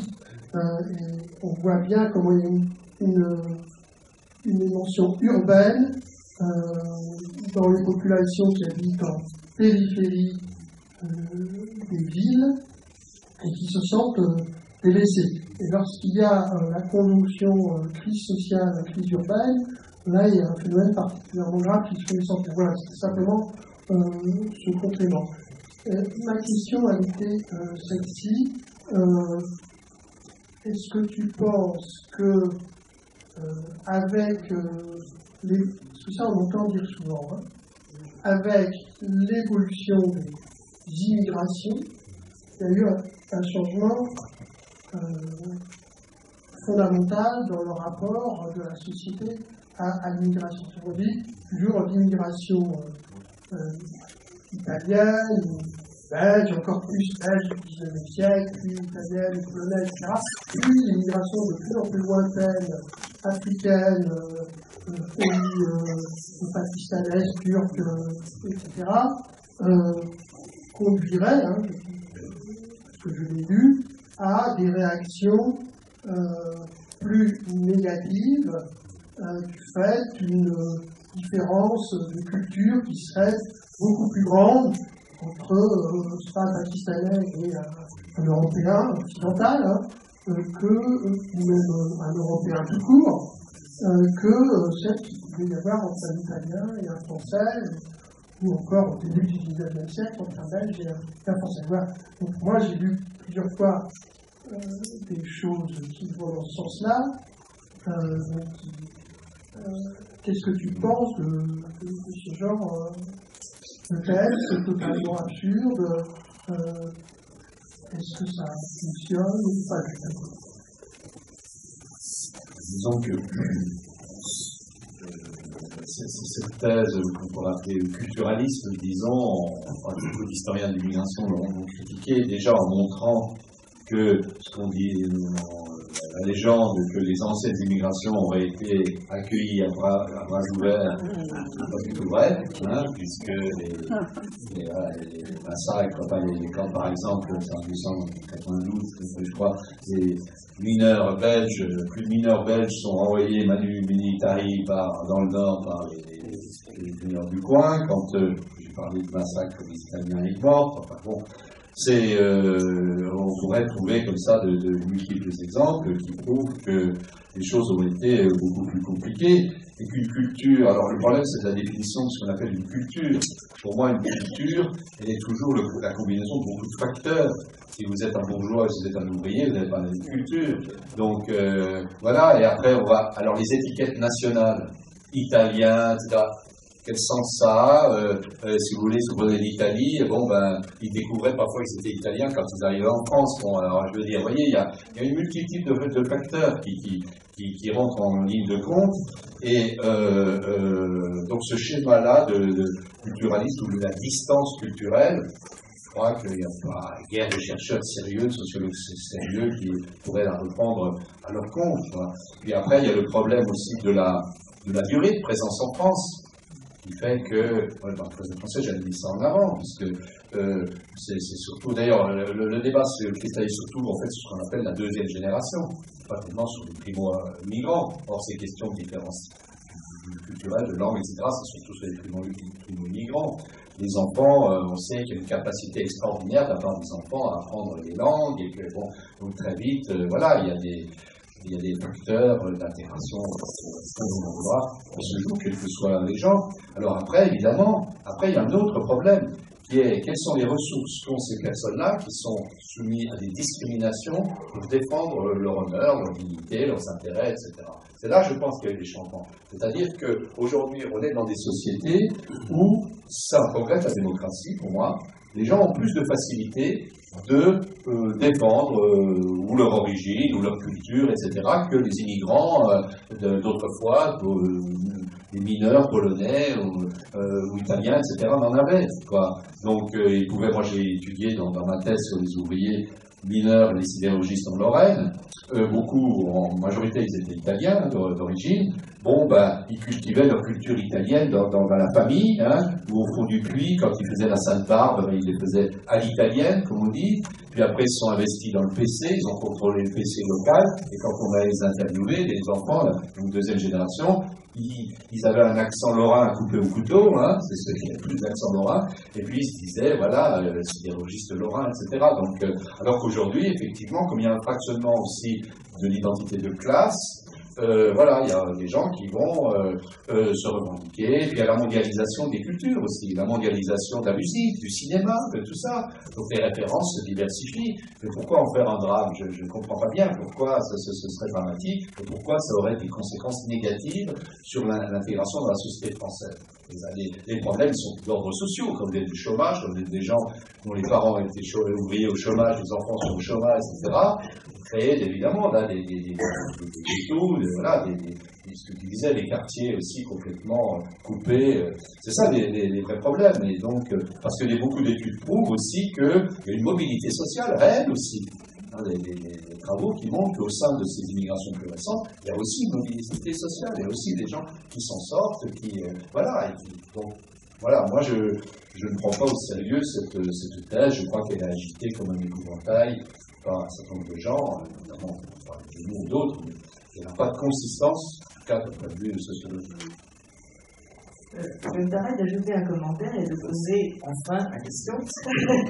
Alors, le commentaire, c'est que moi j'ai travaillé comme Gérard au départ sur les Italiens, et je pense qu'on a beaucoup de mal à se mettre dans la peau de Français de couche populaire ou autres d'ailleurs dans les années 1890. Parce que quand on lit les représentations des Italiens, c'était des beaux hommes noireaux avec les cheveux frisés qui en fait ressortaient d'une race totalement différente. Et quelque part, c'était un peu vrai. Ils avaient, c'est vrai, un habitus, dirait Bourdieu, une façon d'être, de se comporter, etc., qui les rendait tout à fait différents. Moi, j'ai travaillé sur la région parisienne, sur un Parisien, ou même un provincial qui commençait à s'intégrer à la société parisienne.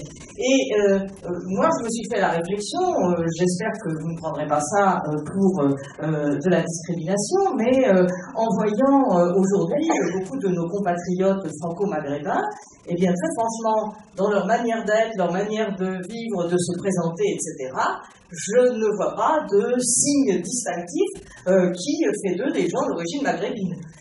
En revanche, c'est vrai que les quartiers populaires où il y a des groupes qui peuvent paraître étranges ou étrangers, ça existait aussi au XIXe siècle, où les ouvriers, les quartiers ouvriers, eh bien, c'était bien un monde tout à fait à part. Et bon, pour parler de la jeunesse, alors, en ce qui est et de tous ceux qui veulent conserver leur signe distinctif, bon, bah, on a à la fois une nouvelle culture qui est celle des générations suivantes et où se mélange une culture populaire un peu de contestation ou de résistance, et puis des signes de communauté qui sont différents. Et puis il y a aussi, ça on ne peut pas le nier, par rapport au passé, une différence de rapport à la culture et à l'identité. Et c'était est là, justement, la question que je voulais te poser, parce que depuis les années 80, eh bien, on a en quelque sorte mis en avant, alors ça s'est commencé un petit peu avec les années 60, avec mai 68, etc., mais partout dans le monde, on a mis en avant on va dire, la dimension positive des identités, hein, appartenir à une identité, etc. Et du coup, aujourd'hui, c'est vrai que le rapport à l'identité n'est pas du tout le même que celui que pouvaient avoir les Italiens des années 30, où effectivement, la majorité d'entre eux étant, enfin c'est un petit peu simpliste ce que je dis, un peu du côté antifasciste, avaient plus d'appétence pour la République et pour ce que pouvait représenter la France. Et je dis cela, il n'y avait pas que les Italiens, hein, bien sûr, beaucoup de réfugiés dont tu parlais, etc. Donc, c'est vrai qu'il y a toujours, en fait, des récurrences, hein, qui frappent, mais les différentes crises ne se ressemblent pas. Et alors justement, c'était un peu ma question.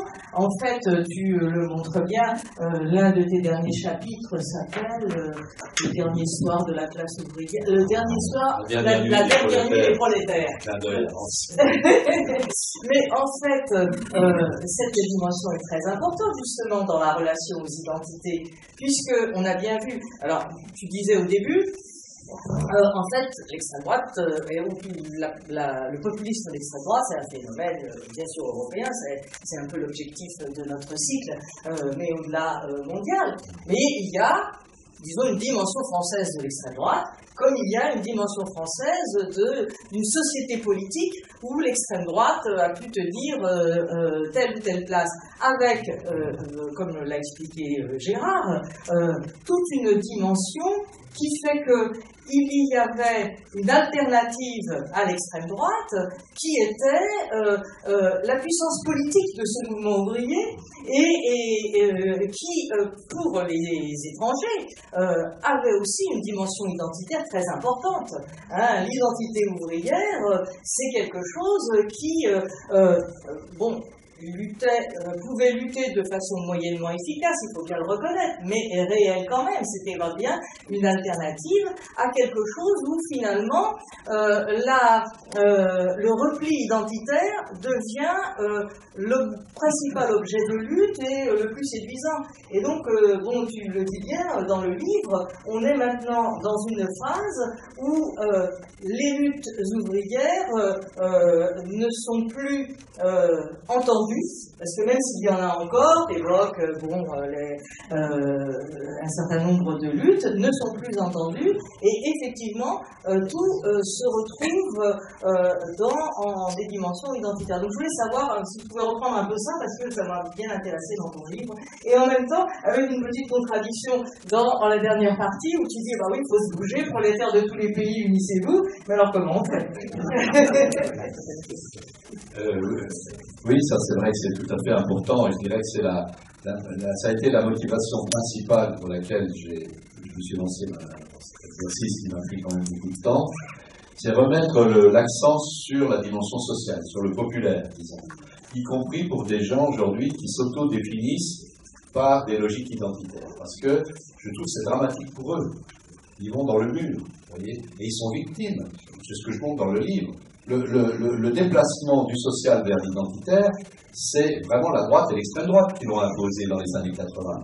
Mais une partie de ceux qui étaient victimes de ça, qui étaient stigmatisés, etc., parce qu'il n'y avait pas la même religion, la même origine, etc., se sont appropriés ça et ont combattu sur ce terrain-là. Hein, et du coup, ils vont dans l'impasse parce que si vous êtes minoritaire et que vous êtes sur la logique identitaire, vous serez toujours minoritaire. Donc vous allez... Et ça a été étudié aux États-Unis, ça, hein, très très bien, c'est-à-dire que ça correspond justement à la montée de ces polémiques identitaires et du fait même qu'une partie du champ universitaire, et nous on le voit dans notre travail en sciences sociales, hein, une partie des jeunes chercheurs sont fascinés par ça, ce qu'on appelle le post-colonial, etc. Alors, qui peut apporter des choses intéressantes, je ne veux pas entrer dans les... Mais d'un point de vue politique, c'est quand même une impasse, quoi. Et comme les médias sont friands de ça, comprenez bien pourquoi. Et bien du coup, ils vont aussi donner de la visibilité à quelques hurluberlus qui vont aller avoir des thèses raciales, etc., enfin indigènes de la République ou autres, qui vont être promus comme ça, donc exister. Hein, et combien il y a beaucoup de gens, vous savez, sans revenir à Pascal, mais le désir de reconnaissance, hein, c'est quelque chose qui motive beaucoup de gens. Donc se dire, surtout dans les gens qui ont été déclassés ou qui n'ont pas eu la reconnaissance qu'ils espéraient dans nos institutions, etc. On voit ces schémas qui ne sont pas nouveaux non plus. Et donc voilà, en tenant des discours extrêmes dans la logique identitaire, en faisant du racisme à l'envers, si vous voulez, pour simplifier, on est sûr qu'on va avoir de l'écho dans les médias, et que du coup, vous aurez Zemmour, Finkielkraut, machin, qui vont dire « Ah, on vous l'avait bien dit, vous voyez, on va avec tout ça, bon ». Et ils se renvoient la balle, et les gens sérieux qui essayent qui travaillent, sans avoir de parti pris, en essayant d'expliquer le monde, eh bien, ils n'ont plus de place, quoi. Et effectivement, la dimension sociale, moi, combien de fois j'ai vu comme ça, en discutant avec des gens issus de l'immigration, ce qu'ils croyaient être de leur culture immigrée, c'était des trucs qu'on retrouve partout. C'est le thème éternel. Nous, on n'a pas eu le droit on a refoulé notre souffrance, vous savez, le thème de on a avec les Italiens, avec les Juifs qui avaient connu même Simone Signoret, je crois, dans son autobiographie, elle dit, on m'avait jamais parlé mes parents ne voulaient pas me parler des formes de souffrance qu'ils avaient connues, etc. C'était refoulé dans la famille. C'est un thème récurrent, qui est une réalité, mais il n'est pas spécifique aux gens qui ont connu la colonisation, ou mes parents ont connu la colonisation. Non, c'est un facteur global qui est lié au traumatisme, aux souffrances, etc. Donc on pourrait trouver des tas de choses qui parfois relèvent beaucoup plus d'une culture de classe, comme tu disais, que d'une culture d'origine. Mais les gens refabriquent des discours. Et comme les porte-paroles, c'est-à-dire ceux qui parlent au nom des autres, de quel droit on se demande parfois, sont mandatés par personne, mais ils parlent au nom des autres, et ils contribuent à fabriquer aussi de l'identité. Et moi, je plaide pour parce que quand on entend les gens, même dans les familles, il y a énormément de familles aujourd'hui où les mariages mixtes sont faits, moi j'ai un petit-fils qui s'appelle Malik, hein, je veux dire, voilà, parce que c'est les existences, c'est ça la société, ce qui se passe. Et la France est un des pays, on sait, où c'est métissage, on va dire, je ne sais pas ce mot-là, mais ces liens se développent. Donc ça crée Et donc quand on connaît bien aussi, on voit qu'il y a des points de vue extrêmement différents. Il y a des tas de gens, je suis sûr, même c'est la majorité, qui ne veulent pas qu'on les étiquette à partir de leur origine, etc. Et pourtant, eh bien, il y en a qui se conduisent comme les porte-paroles de ces populations, en focalisant là-dessus, etc. Donc ça, c'est pour ça que être historien à ma manière, on ne peut guère être populaire dans aucun camp. Parce qu'à partir du moment où vous déconstruisez ces discours-là, et vous faites une analyse critique du statut des porte-paroles, moi je l'ai fait aussi pour le mouvement ouvrier, il n'y a pas d'exclusif, mais je fais la même analyse pour tout le monde. C'est ça ma conception de l'universalisme. Donc il n'y a pas de raison qu'on ne le fasse pas chez les associations antiracistes ou autres, c'est la même démarche. Et ça ne veut pas dire en plus qu'on discrédite la cause, ni rien, c'est indépendant, c'est la vie politique, chacun fait ce qu'il veut. Mais nous, en tant qu'analystes, il faut aussi que nos outils servent à démontrer ça, et je pense que c'est un meilleur moyen aussi de contribuer d'un point de vue civique à l'émancipation des gens. Donner des outils pour que les gens, qui lisent, les citoyens, puissent eux-mêmes se déterminer, sachent en connaissance de cause où ils veulent aller, qui ils veulent suivre, ce qu'ils veulent faire. Et souvent, ils ne peuvent pas le faire parce qu'ils n'ont pas l'ensemble des outils. Ils sont enfermés, et c'est là aussi que c'est dramatique. Le problème vous savez, ce qu'on dit aussi, l'ascenseur social en panne, etc., qu'on ne puisse pas porter. Moi, c'est pour ça que j'ai créé une association d'éducation populaire. On va, nous, dans les quartiers, dans les écoles, etc., dans les centres sociaux, pour parler de des formes plus ludiques, peut-être. On fait maintenant ce qu'on appelle des conférences gesticulées. Hein. J'en ai fait une hier soir à Strasbourg, justement, c'est pour ça que je suis fatigué. Bon, on s'est emprunté, vous savez, un artiste, vous connaissez peut-être Franck Lepage, enfin, d'éducation populaire. C'est très intéressant. On essaie de faire passer des connaissances sous des modes, ludiques. Donc, si ça vous intéresse, notre association s'appelle DAJA, D-A-J-A. Vous tapez DAJA, vous verrez la liste. Et donc, moi, j'ai dit, il y a une version non écrite de mon histoire populaire, on va la faire en conférence gesticulée. On travaille avec des artistes, des comédiens, des metteurs en scène, etc. On fait des trucs, évidemment, très modestes, parce qu'on n'a pas beaucoup de sous, les artistes sont pas professionnels, hein. Et voilà, on joue dans les Tamalakov la semaine dernière, voilà. C'est une manière aussi, alors je sais que par rapport aux grosses machines médiatiques, c'est peu, mais c'est quand même très important ce travail et ce qu'on fait aujourd'hui, que vous faites aussi ici à l'Université populaire. Parfois, on touche, c'est vrai, souvent des gens qui sont déjà convaincus, etc. Mais le fait de se retrouver ensemble, entre convaincus, là, ça fait du bien, quand même. Parce que parfois, on en prend en plein la figure, comme on dit, et on a tendance à se décourager en se disant, on n'y arrivera jamais. Et voilà. Et donc, moi, voilà, c'est ce qui me réconforte, c'est de voir partout en France, il y a quand même des gens qui continuent à résister. Et je dis toujours, on n'a pas vocation de devenir majoritaire, mais au moins, continuons à résister. Voilà.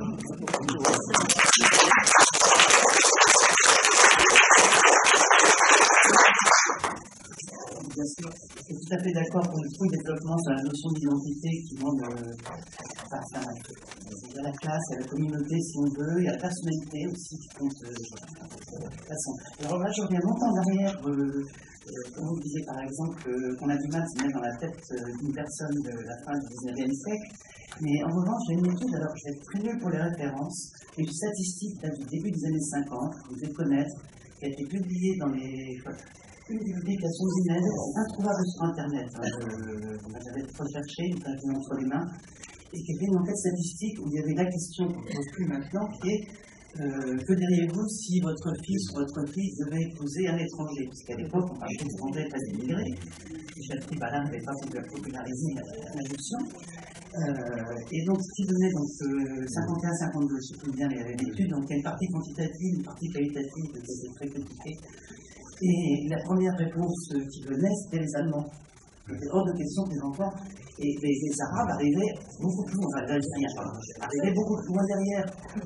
Voilà. C'est Gérard et Schweitzer. Ah voilà, merci. C'est sûr que vous la connaissez.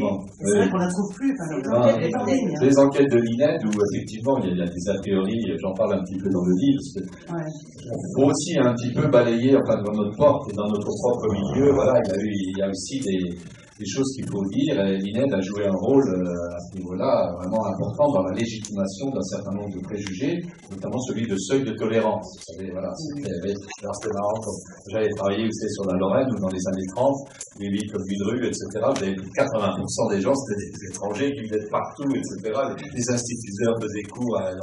Donc, on disait, et là, il y avait Schweitzer et Girard, surtout Girard, qui avaient sorti leur truc sur le seuil de tolérance. Voilà. Il y avait, alors vous avez raison, mais il y avait aussi une autre manière perverse, c'était de demander est-ce que vous aimeriez mieux que votre fille se marie avec un Suisse ou avec un Africain? Oui, le côté pervers.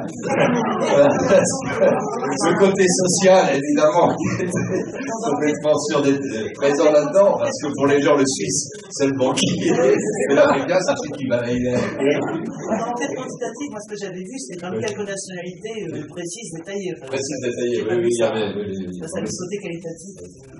Oui. Donc voilà, bon, bref, c'était effectivement aujourd'hui, on a abandonné tout ça, mais bon, c'est sûr que ça a fait quand même mal.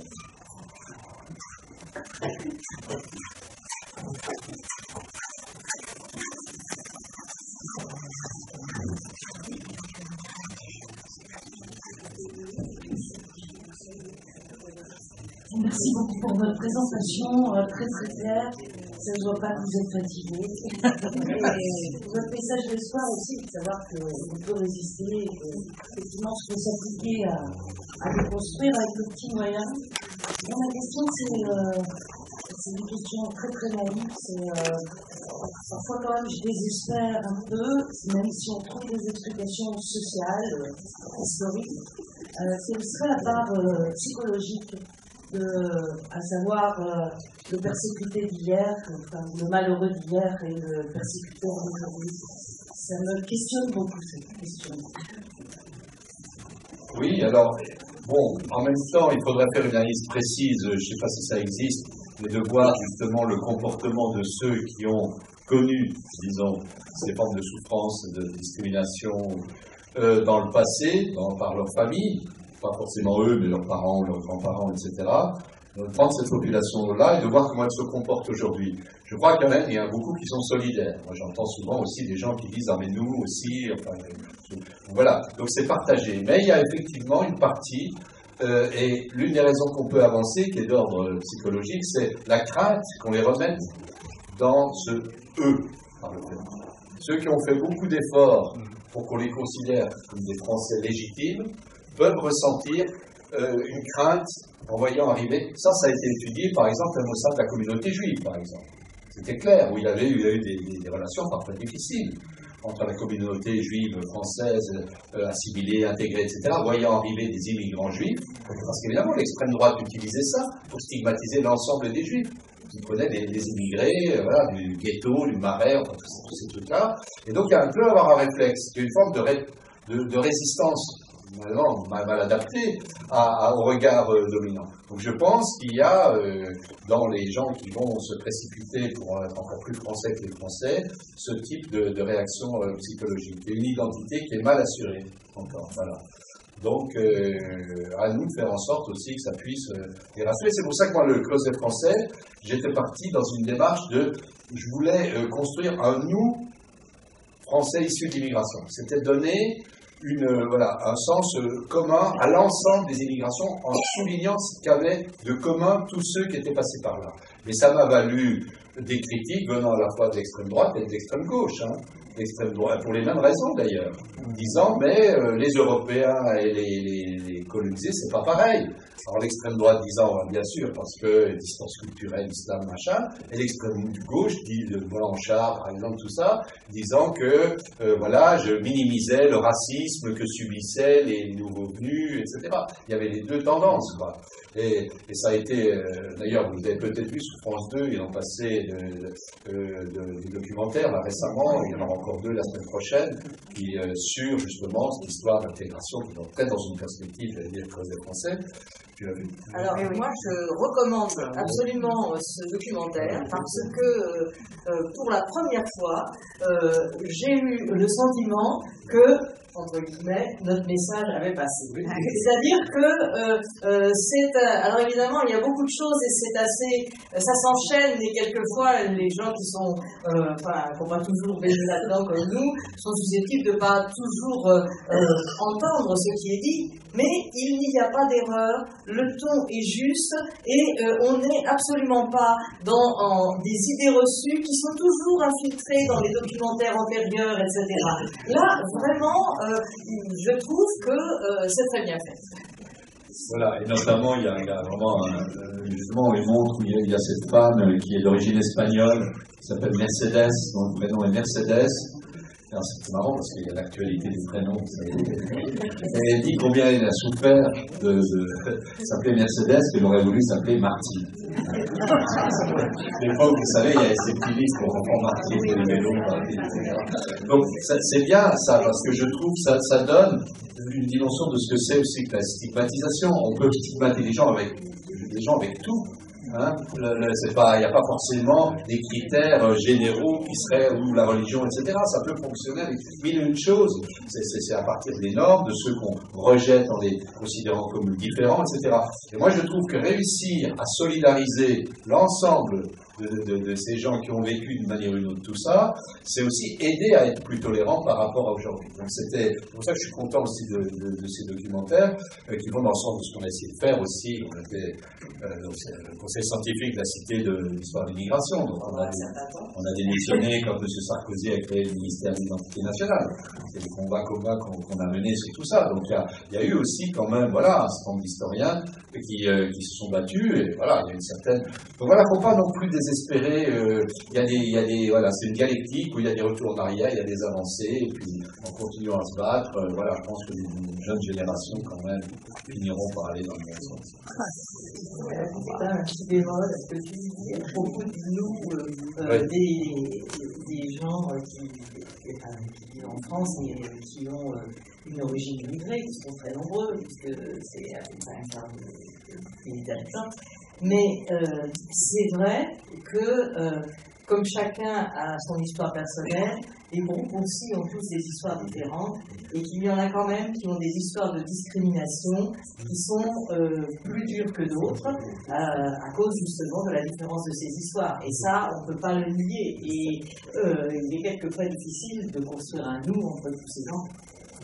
Oui, alors ça pose le problème de la place qu'on fait à la mémoire. Effectivement, il y a des groupes, notamment évidemment la question coloniale, qui est tout à fait importante, mais c'est pas ça qui va forcément créer de la difficulté particulière au processus d'intégration. C'est sûr que, d'abord, il y a, là, ça c'est un autre débat, mais il y a la question aussi de, par exemple, dans l'enseignement de l'histoire, c'est une question, moi j'ai participé à des commissions de réforme dans l'enseignement de l'histoire, faire une place plus grande à l'immigration, mais ça c'est très difficile, parce que selon les individus, ils n'ont pas vécu de la même manière la colonisation. Vous savez très bien qu'il y a aussi des clivages internes, etc. Donc, créer quand même une sorte de discours commun qui puisse parler à tout le monde, c'est quelque chose de particulièrement difficile. Donc voilà, il faut, bon après, là c'est aux enseignants, aux pédagogues de trouver des solutions, mais moi je regrette un peu qu'on surestime cette question-là par rapport aux enjeux actuels. Enfin, c'est très installer les individus dans une posture de victime. Alors ça, c'est des travaux de psychologie sociale qui l'ont montré à propos des États-Unis. Ça installe les gens dans une souffrance beaucoup plus grande que ceux à qui on donne l'espoir de pouvoir se battre et d'avoir des armes pour gagner.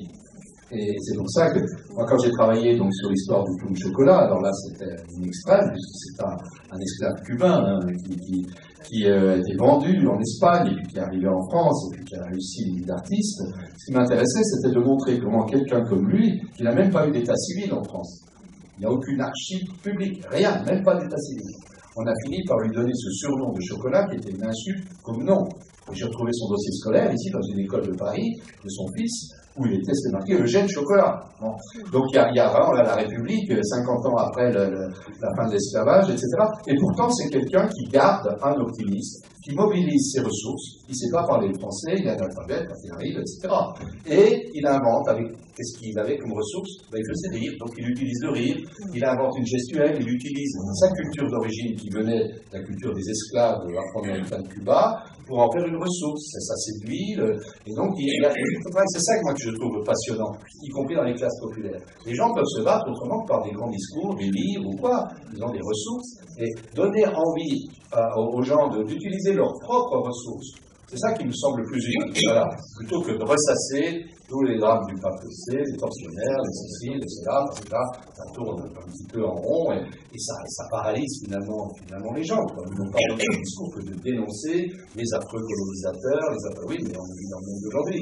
C'est peut-être aussi affronter les problèmes qu'on vit aujourd'hui. Là, bon, il peut y avoir différents points de vue. Précisément, je crois que l'importance de l'extrême droite et de son audience par rapport à toutes les références identitaires contribue à faire le contraire de ce que tu dis, c'est-à-dire à véritablement à la fois du côté de ceux qui sont discriminés d'inscrire le caractère définitif de leur discrimination et face aux autres à insister sur les préférences. Et c'est là où manque effectivement un contre-discours, une alternative qui soit suffisamment forte, comme il était autrefois le discours de la classe ouvrière. Ça, en tenant compte, peut-être plus que ne l'avaient fait les partis de la classe ouvrière autrefois, effectivement aussi la diversité des formes de domination qui peuvent exister. Bon, la question du genre aujourd'hui est quand même bien mise en évidence, donc il faut aussi l'articuler au discours social, de même une discrimination qui peut toucher les gens venus d'horizons différents, etc. Voilà, c'est ça qu'on a besoin de ça, de refabriquer du collectif qui tienne compte de ça avec un fil conducteur qui serait quand même la question sociale.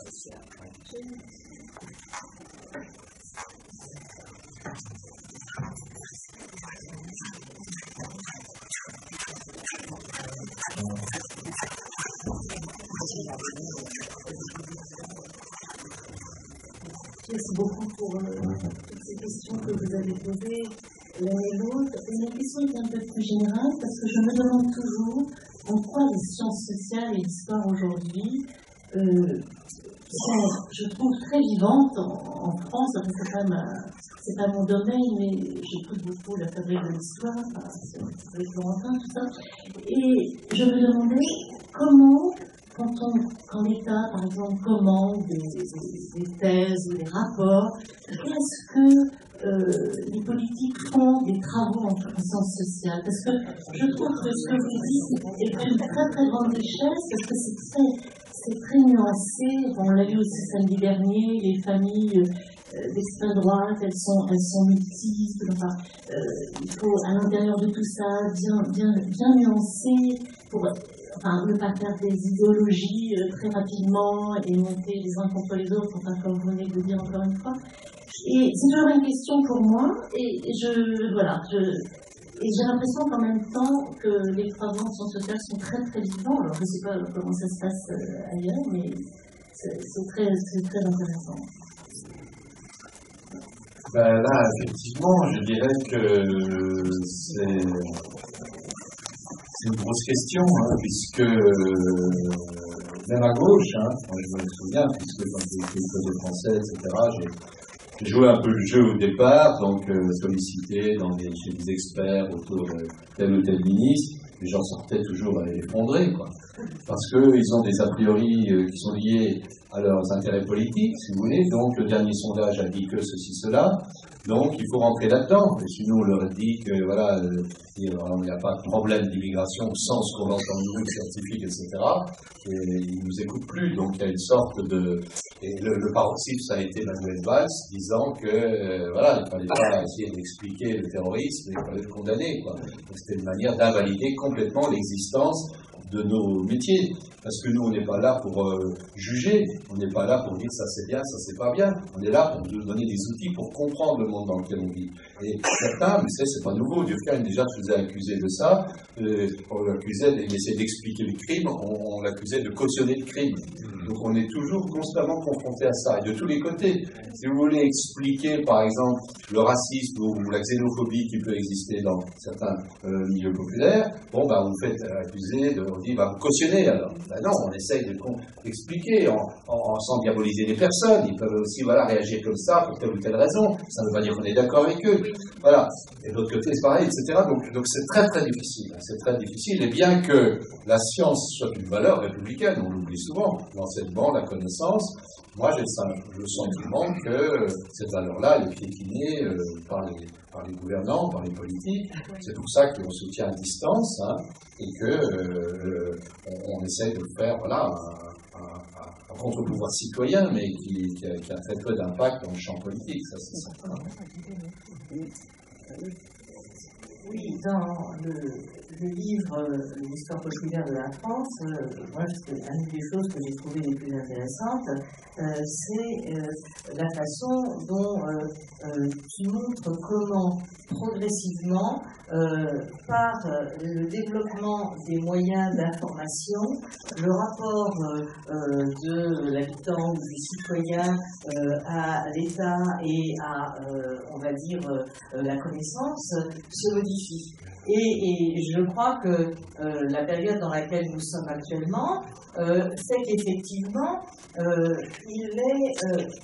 les discours ne sont pas égaux face à ce qui est entendu, et les choses se contredisent plus ou moins. Et moi, j'ai été... donc du coup, on est dans des médiatisations multiples où le discours historien, scientifique, c'est pour ça que j'ai été étonnée de ce documentaire, parce que il est rarement prioritaire, il est rarement travaillé. Et moi, j'ai eu quand même la grande tristesse de m'apercevoir au cours de ma courte carrière que, en fait, tout ce que l'on racontait, par exemple, sur les Italiens qui avaient subi une discrimination et une xénophobie terrible, y compris mes collègues historiens et historiennes continuaient de dire « Ah oui, l'intégration des Italiens s'est faite facilement, etc. » Donc j'avais vraiment l'impression d'une négation totale des travaux qu'on pouvait mener. Donc je pense qu'il faut, on peut le déplorer, mais il faut en tout cas s'inscrire dans cette société-là qui fonctionne de cette façon-là.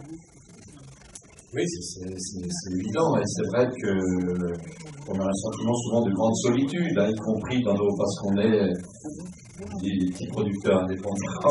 on est aussi séparés les uns des autres, pris dans des logiques où c'est difficile. C'est pour ça que c'est particulièrement important aussi, des initiatives comme celle-ci qui permettent aussi, même entre nous d'ailleurs, de se revoir, de se discuter ensemble, etc.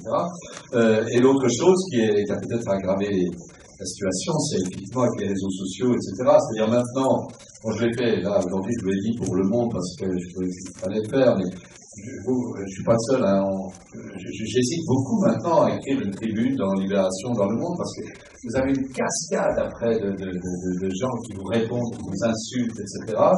Et il n'y a même plus, moi je dis de quel droit je parle de ça, la seule légitimité, c'est le travail. C'est ça, c'est le travail. De même que quand vous allez voir un médecin, vous allez voir un plombier, vous allez voir, bon, ben, vous respectez son travail.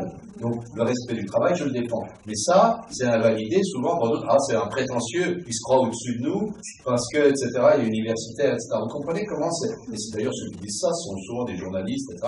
Bon, bref, c'est des jeux internes, hein, au monde des élites, je dirais. Donc, vous êtes comme ça, oui, beaucoup plus facilement discrédité aujourd'hui au nom de la démocratie. Au nom de dire, ah, tout le monde a droit à la parole. Pas des anonymes. Voilà. Pas des anonymes. Pardon? Non, le problème, c'est que les commentaires ne sont pas anonymes. Ah oui, les commentaires, souvent, en plus, ceux les plus violents sont anonymes. Voilà, donc c'est vrai que c'est cette contradiction, c'est-à-dire d'un côté c'est bien, c'est un progrès de la démocratie, il y a beaucoup de gens qui vont y faire, mais d'un autre ça suscite des pathologies. Et je crois que ça, effectivement, on peut en faire l'histoire. Différentes époques. Je vais donner le signal du départ. Mesdames, Messieurs, merci.